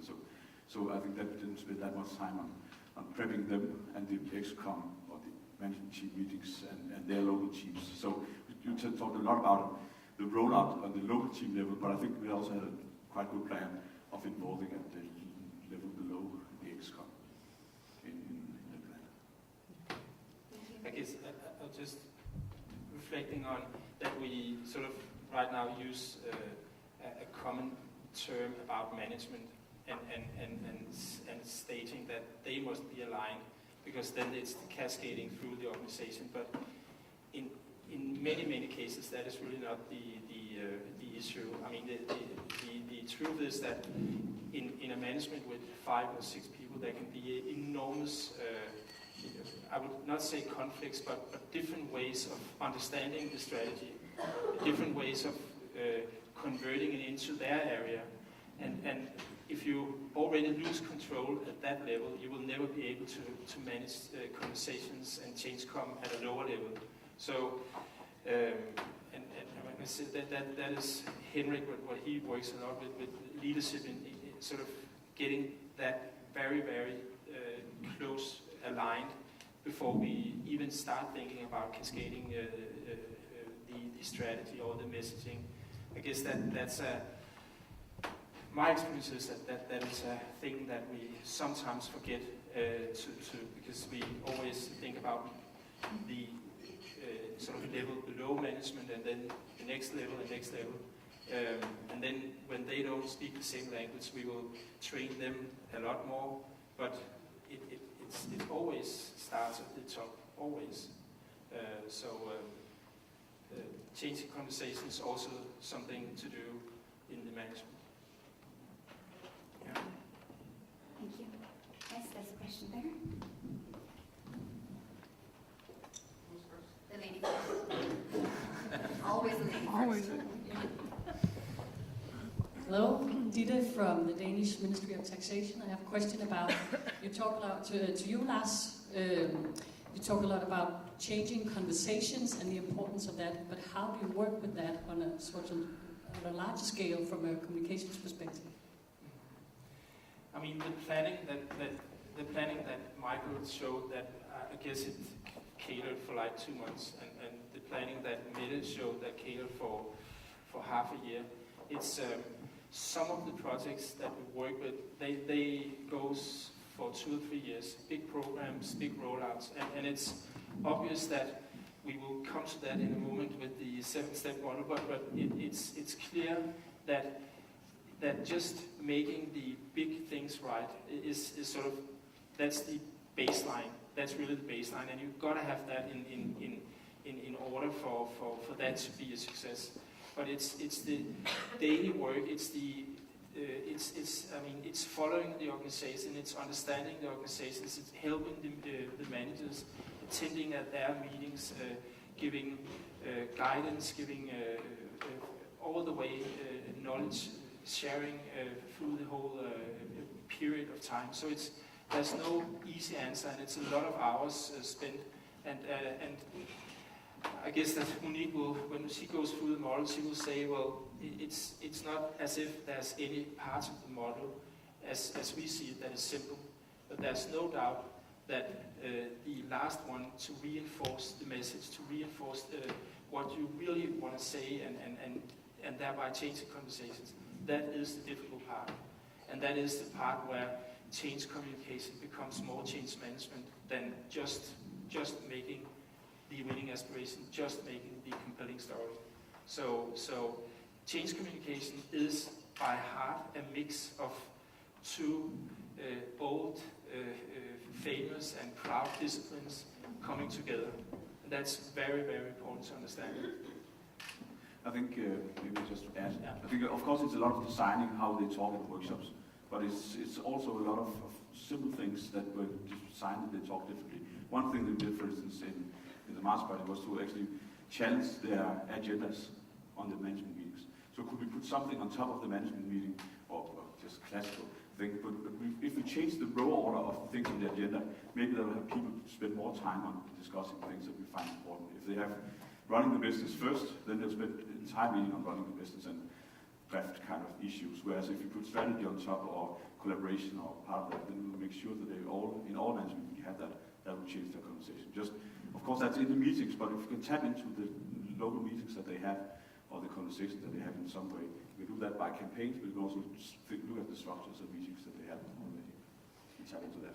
And if I could add, because I think it's very much about also creating a pull from employees on this new dialogue, because what we realized was actually in the beginning where we had communication, then we did the traditional things, sending emails to the top management layer and asking them to cascade to their organization. And after some time we realized that a number of employees never saw these messages, probably because the managers were like, well, it doesn't really impact me, it's just business as usual, so I don't want to disturb my employees with this.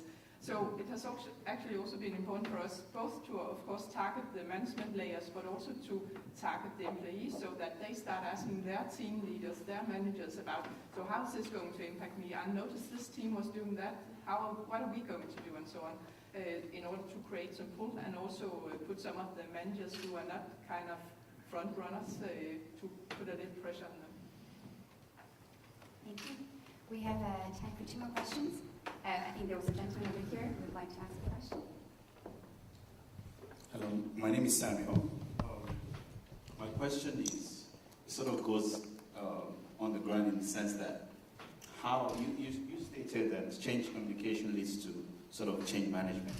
So in this case, in the modern environment whereby it's all about procurement, outsourcing, or laying off of staffs, how do you sort of manage these complexities and communicate from the leadership perspective and carry the employees along? Because often what you see is that most employees in this corporate environment tend to be afraid of losing their job. So the impact of actually carrying the change affects them and they can't really do the job or carry out the project. So how do you sort of manage these complexities within the organization, especially from the leadership perspective? I think it's hard to give a simple answer to that question, but I think for me it's changing behavior starts with an intent. So if you don't have an intent, or if it's not important for you to do something differently, then you won't behave differently. So how do we make things important? I think that's a key challenge in all change communication or change management. If it's not important, either for me as a manager or even for me as an employee, then I won't change my behavior. So how do we make it important? And there's so many things that are important, be compliant to the new GDPR processes and be compliant to this. But so instead of just shouting louder and louder, how do we actually help prioritize what is important and maybe also become better at stopping things that are not important anymore? And so translating it down to what is important for me, I think that's the key part, and also training the managers in doing that translation of helping them to see why this is important to you. I think that's, for me, is the key part of all of it. Yeah. And you could also say that you will never be able to make true communication, like human language, if you really don't sort of set off with an honest mind that you want to change something because you think this is for the better. I mean, you can never transform information into communication if you don't find those buttons to click on. I mean, it's communication is about hearts. It's about heart and minds. It's not just data. You really when you go on that path and become more emotional in your way of communicating, you have to have that honesty within you. And then I would say that simple things. Think about the communication plan as many steps, many campaignable steps, where one campaign is perhaps just getting things right, and then communicate that and only that for a period of time. The next phase, do the same, a simple message, so you don't start to over-communicate in any of these phases that a project runs in, because that's another fault that we tend to do, to over-communicate and thereby no results at all. Can this be driven bottom up, like from the employees themselves to the management? Yeah. How do you do that? Because especially when it's a stressful work environment where it's only the numbers that matters. So how do you now drive it from the employee's perspective to the leadership perspective? Making the strategy relevant. That's the easy question. That's the easy answer. Make it relevant for everybody. If it's not relevant, if it's like I have 22 KPIs and then there's this, then it will never fly. You have to make it relevant. You have to make it something that you can feel and identify in your daily work. Otherwise, it will never fly. It's got to be relevant. And you also actually, Michael, did something where you crowdsource the ideas from the organization and have people voting on stuff and as phase 2 of the strategy. So that could be another way of doing. So how do we engage the organization to actually come up with ideas and prioritize and vote and engage in finding out what could be solutions that could make you win across. I agree. Okay, and I think that's all the questions that we have. One last question.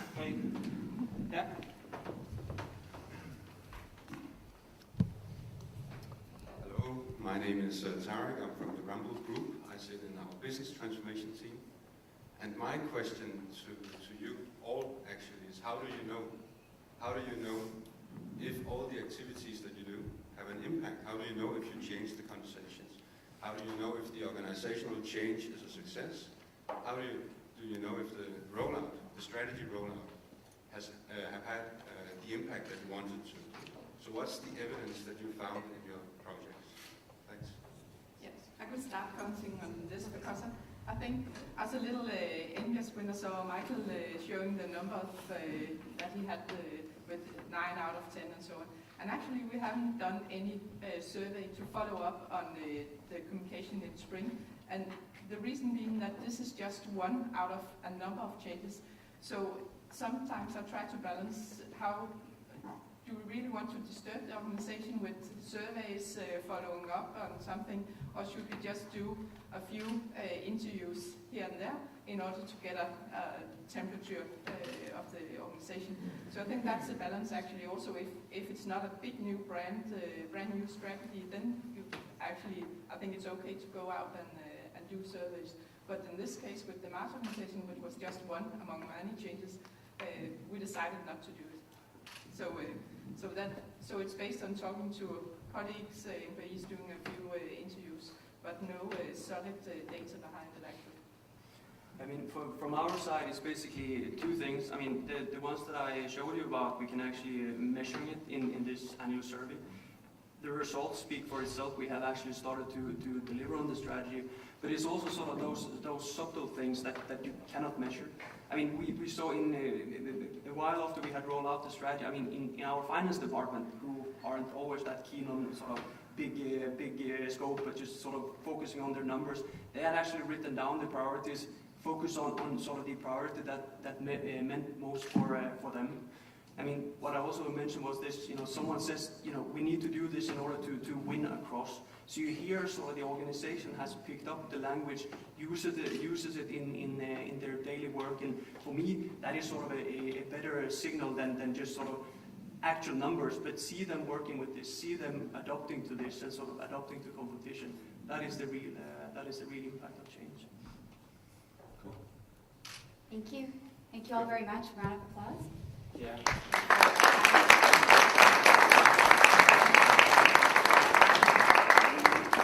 So the last 20 minutes, we will present this 7-step change model that we have come up with.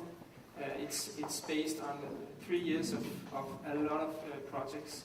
So and for that, Monique will go through the model, and there will be a video where there are some of our fans out there give their perspective on the different steps. And they're not all communication people. Actually, none of them works with communication. So yeah, 20 minutes.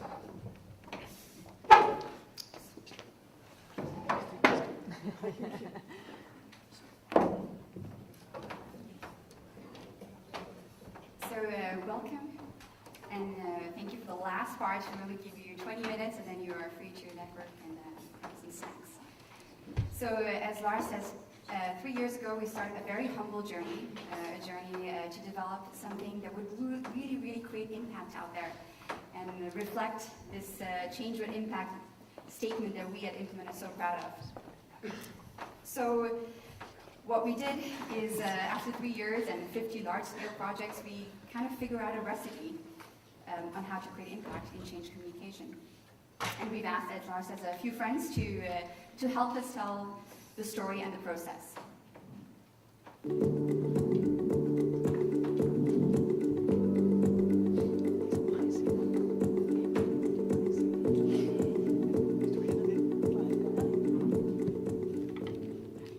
I think in all generality, you should say that humans are risk averse, and so change usually entails some sort of risk taking.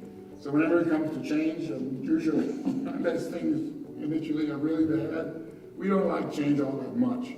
But if you don't have the communication, people are afraid of the change that's going to happen. I think it's really important that people know what's going to happen to them, and they actually like the processes of the change. And if you do that, it makes the change so much easier. Trying to find out both what is the history that has been prior to us coming in, trying to help the organizations starting to change, and then where they are right now.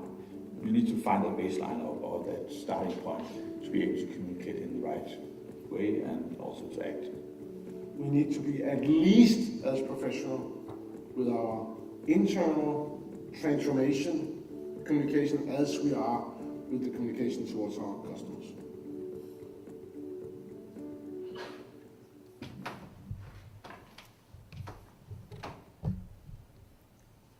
So Niels said it correctly. He says we need to be as professional internally as we are externally. And the reason he says that is because think about it. Think about how much communication, how much investment, time, effort, and analysis goes into understanding customers and their insights. What if we took that same approach internally? Instead of being customer-centric, we are employee-centric. Instead of customer insights, we look at employee insights, right? And that is the base to understand the organization, the people behind it, and the people who are actually going to be driving that change from the bottom up, right? So this is called a change readiness assessment. And what we've actually seen is that most companies, management actually feel that they know what employees feel about change. They know what conversations are happening in the organization, in the coffee machine, in the corridors. But we need to demystify this perception, and you do that by doing this change readiness assessment. This way you understand what employees are feeling. Are they ready for the change? Are they excited about it? Are they engaged? Do they have the right capabilities to confront this change? And that's extremely important before a change project even starts, is to baseline that perception and to really understand what is true in the organization.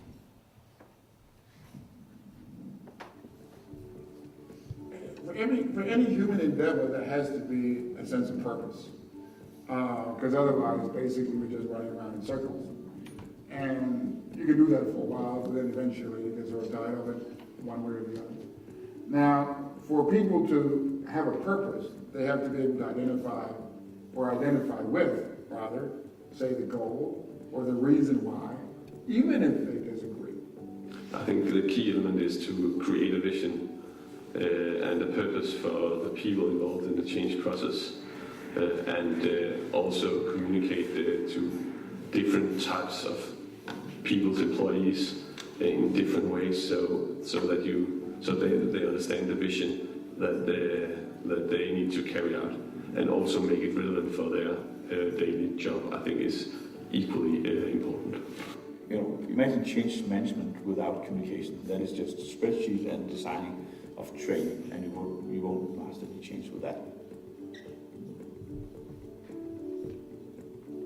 In an organization like this, we have people who is young, who's old. We have different kind of borders. We have to communicate to people in Denmark, but also abroad in China, and Russia, and Brazil, and US. So it's important that we actually try and figure out the right way to communicate to the right people.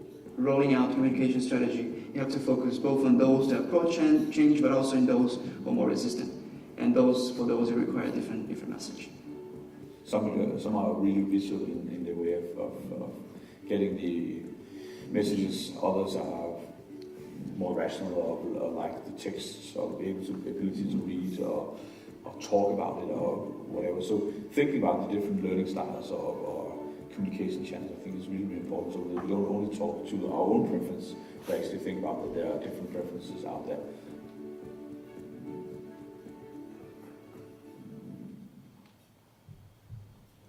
So as a second step, we focus on creating a common language. Now going back to what I said earlier about gathering all these insights, right, and doing this change readiness assessment. We take that information, we build a core message around that. We test hypotheses with management, and we say, this is what your organization is saying. And most of the time, we get aha moments, right? And so that is even more important because that gap needs to be closed. So the very important fundamental of this is to create a common language. We talked about it with Henrik, with Lars, with Mette, with Michael. That common language allows you to bring that insight right? And that feeling, that emotion, and tie it into a vision that is forward-looking. And this is extremely important. But we would like to take it to a step further. And that is, well, you have your common language, but you can even go and target different segmented groups. Your stakeholder map that you usually do, that is this almost like a compliance model. I need to inform this key stakeholder, I need to inform that key stakeholder. Well, we want to break that down and we say, well, use a stakeholder map to identify key segments and then formulate those key messages that those people will actually feel individually and understand and connect the emotional to the rational. Of course, you need to keep in mind one thing. You should do this if this is relevant. Not always it's relevant to go deep down. You need to maybe also see if you have the right channels to communicate these messages to these key stakeholders. So before you even do that, make sure you are aware of your organization and the structure around that.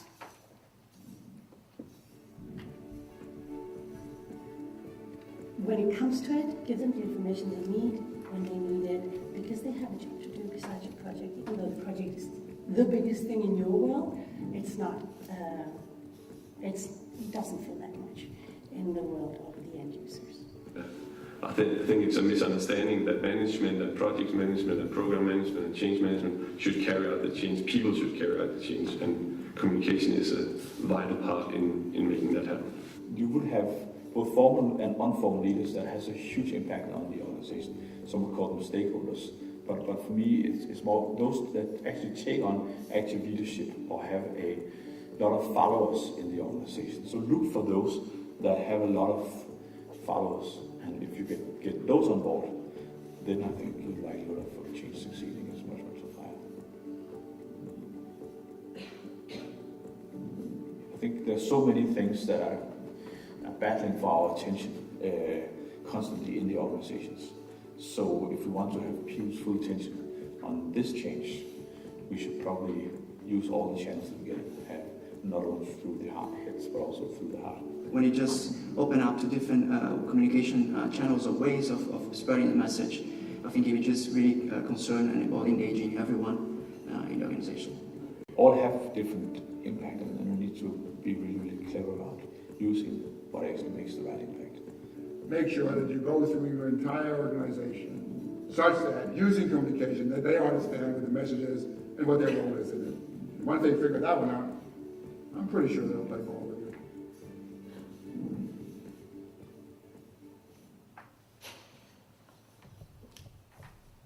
So the fourth step is to plan your communication. So now that you've gathered all these insights, you have your common language, you have your core story, you have your key messages, you have your different stakeholder groups, what do? Well, you plan for it, right? There are a few things you need to keep in mind for this. And the first thing is that remember that your communication, your change communication plan, should go hand in hand with the change management project plan. Meaning if there's an important event happening in the change management side, communication is right there along with it, right? And tying into what Lars said, you need to make it campaignable. Meaning, yes, you should have the visionary communication plan and strategy that goes out looking 2 years ahead. But remember that, a firm communication plan is not really the most flexible one, right? It's really simple and easy words, but think about it. If you think that things are going to happen a certain way, you're not going to plan for the unpredictable. So another important thing to remember is that your stakeholders that you have, right? What are you doing with them? Yeah, you're communicating to the internet, key messages and so forth. But actually, within those stakeholders, there are really important people. There are your leaders, there are your advocates, and your change agents. Involve them, let them be part of that change, let them advocate for that change. They are the ones who are down there on the ground working with the people who have to change. So remember that, and leverage on that. And a third thing to remember is that you need to plan for impact. So if you have your project plan and your communication plan, make sure you start to plan already the impact you want it to have. So if you think about it this way, if you always plan for the impact, a certain channel, a certain message, a certain communication that goes out, you already foresee the impact that you're going to track later. And that's extremely important.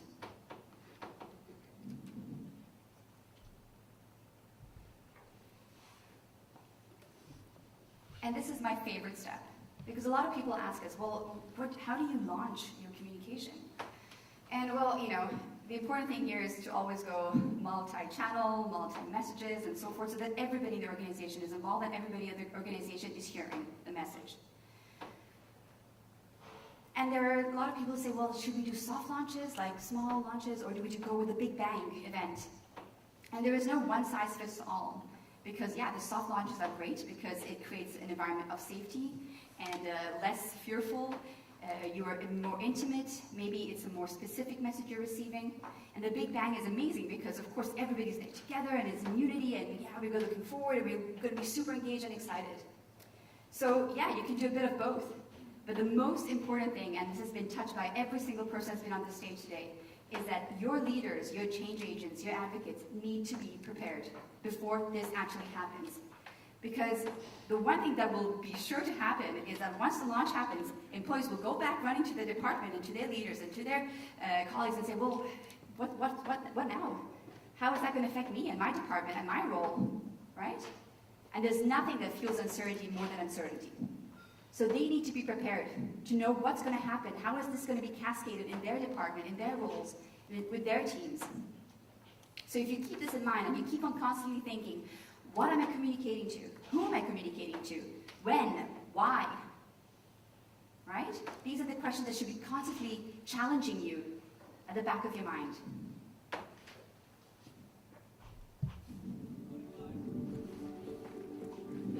Success rate in transformation project is about, how do you measure that? You measure that by asking key stakeholders. Did they understand it? Did that increase their engagement? Did they increase their likelihood of doing the change? Whatever that impact is. And in fact, the one I assess, you also need really early in the project to discuss what is the impact, the desired impact that we would like to have at the end, so that we early in the project start discussing the impact. But when you need change with an impact, you need to change the perception. Make sure you think about some very important values like being sincere, being honest. You've got to be able to mean what you say, put your money where your mouth is. And without that, people are going to look right through it and say, it's not a change. It's just a different perspective, and it's all politics.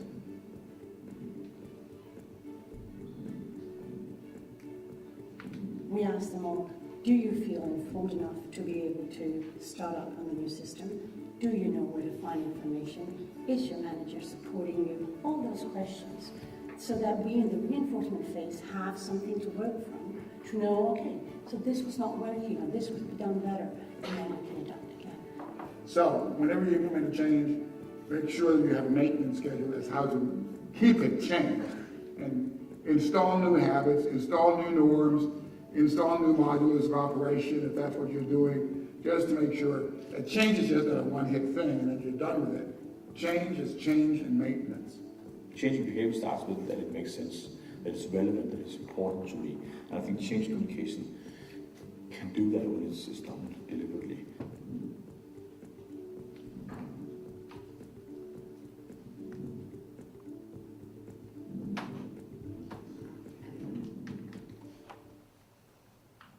So the sixth and second last step is tracking change impact. Now, let's go back to the external world, right? And as companies, we launch products and we launch campaigns, and we spend a lot of money making sure that we track that impact, right? We go out there and we see, do our customers like it? So what if we take that knowledge and put it internally? Can we do that same thing with our employees when we're going through a change process, right? And that's extremely important. And it's not like I have to come to you and say, well, Michael, what did you think this message meant? Is it working for you? Are you excited? No, we go and talk about behaviors. We go and talk about awareness. We go and talk about attitudes and values. So we go into the inner and the most second layer of a person, right? And that's extremely important to understand where in the change process they are. And the final and last step. Now, this is the most ignored step in any change communication plan. And that is because most people think that, hey, once it's done, it's done. That's great. Great, high five, right? Sorry, where is that? We had a great project, we have high ratings and so forth. But remember, from all your evaluation, you have barriers and opportunities that you have to tackle. and you have to address them. Because the work is never over in a change project. There are new things that will come out, new trainings, new employees, as Michael said. You'll have to continuously reinforce that message. And a great colleague of mine used the analogy of a wedding and a marriage. So the wedding is like a great wedding party, like a great launch, right? A great event where everybody's engaged and excited and happy and yeah, this is going to be great and so forth. But actually what makes the change stick and what makes a marriage work is that if you continuously rekindle that fire, that you rekindle that emotion that started that change in the first place, right? So I think those are my words of wisdom in regards to weddings and marriage and change communication. And I will thank you, and I will ask Lars to join me up here for some questions. Thank you, Nick.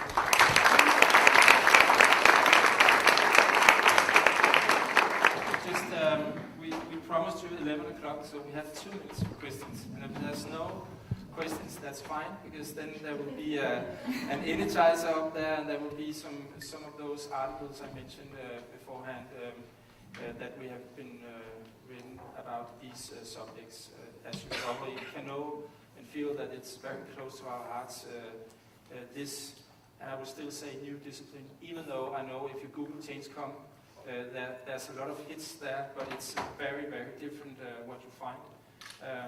So when we go out to organizations, some are more mature than others in regards to this subject, to be frank. So, yeah, I just want to add one more thing.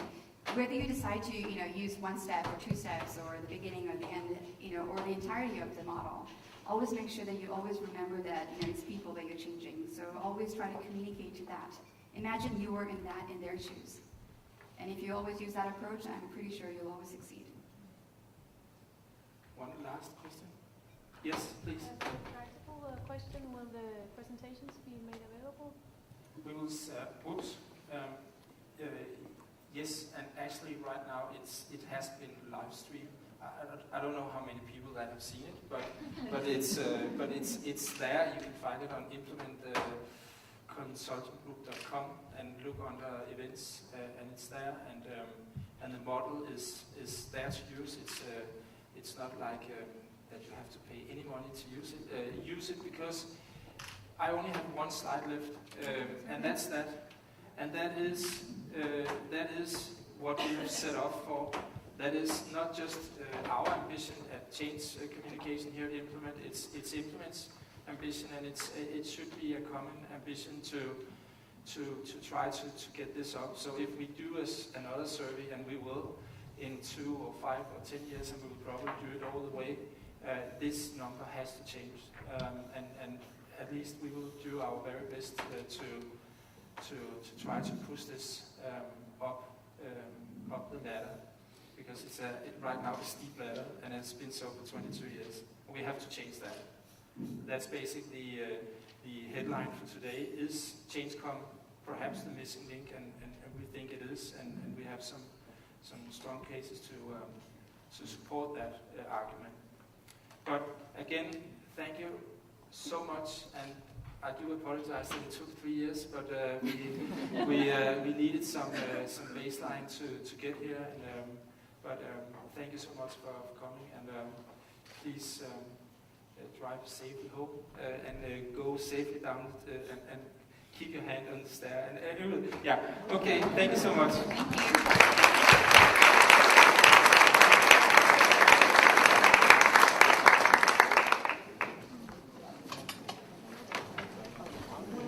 There will be served a light snack, so you're more than welcome to stand up. We have the room till 12, so enjoy.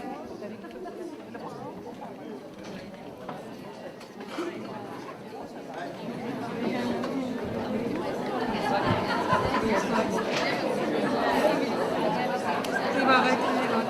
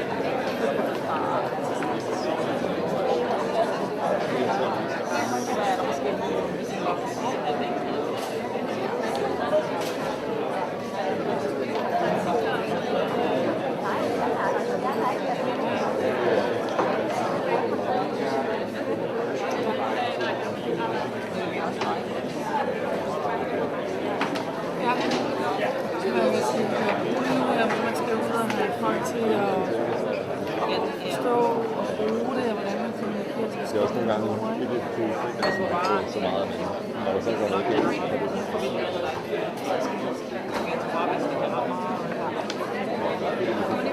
så er det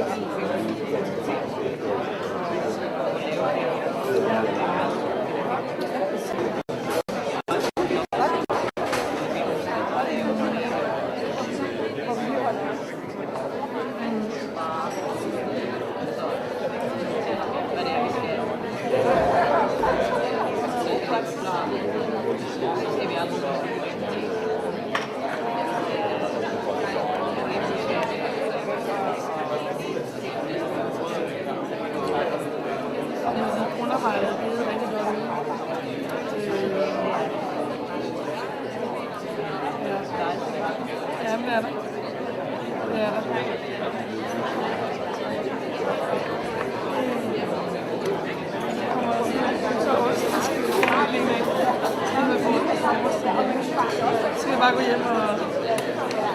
Ja.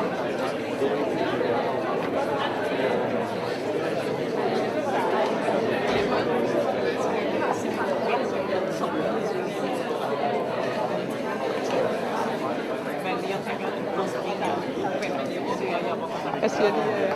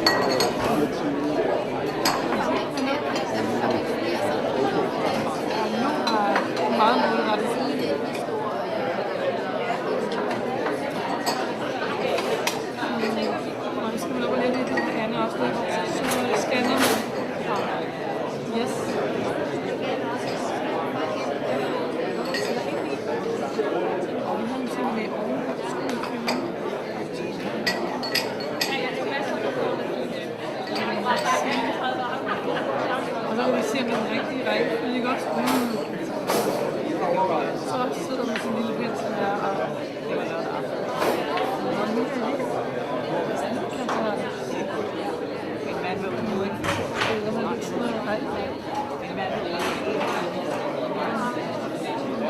Og det får der ikke konkurrence. Og det er jo dyre. Og nu er det en ting selv, og så...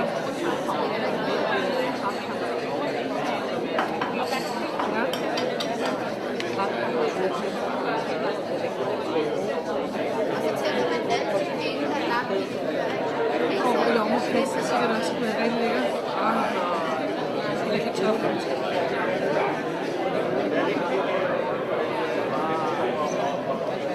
Ja. Så vi kan lave sådan et eller andet, de også har noget besvær. Så laver de noget.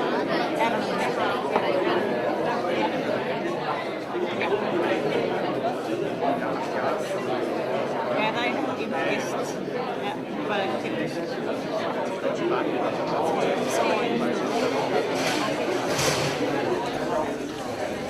Ja, der er jo kurvebund her.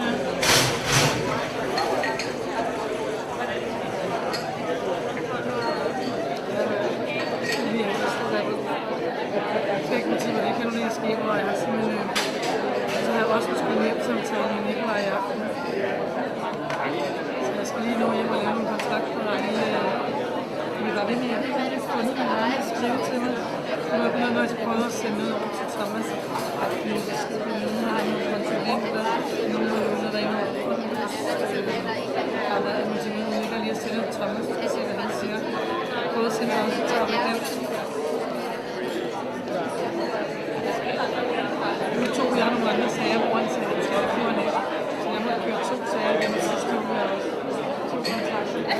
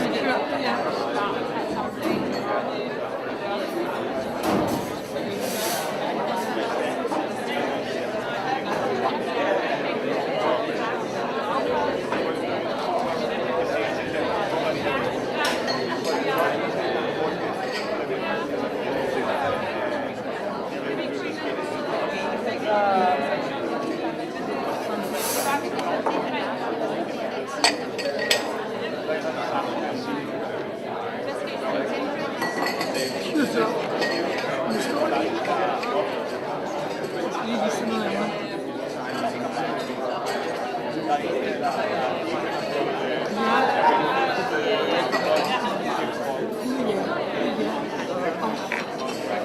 Der har vi 20 det var, der har vi masser.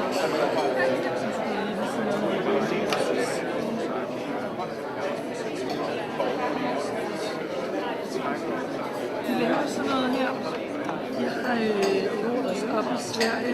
Ja, jeg har hus op i Sverige. Og der er det på kantarel, og så laver de sådan noget, der ser noget fløde og noget. Det er næsten nogle hotdog. Ser det ikke lækkert ud? Ja, kan du se, det smager så godt. Ja. Det ser mega lækkert ud.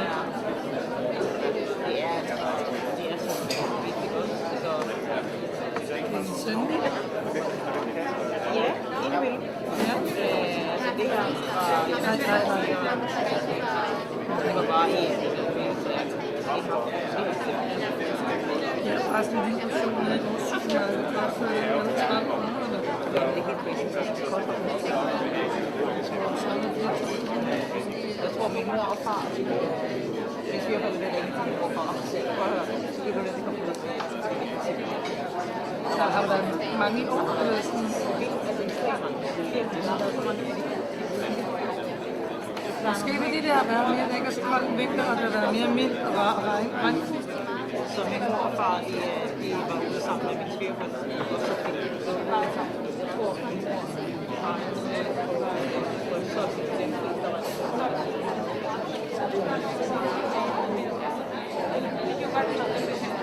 der var opmærksomhed og så videre. Men det er utroligt, at vi kan gå ud også nu, og stadig sammen. Men man kender hinanden i steder, og hver har sit område måske. Man kender os, og man går det samme sted helt på det år,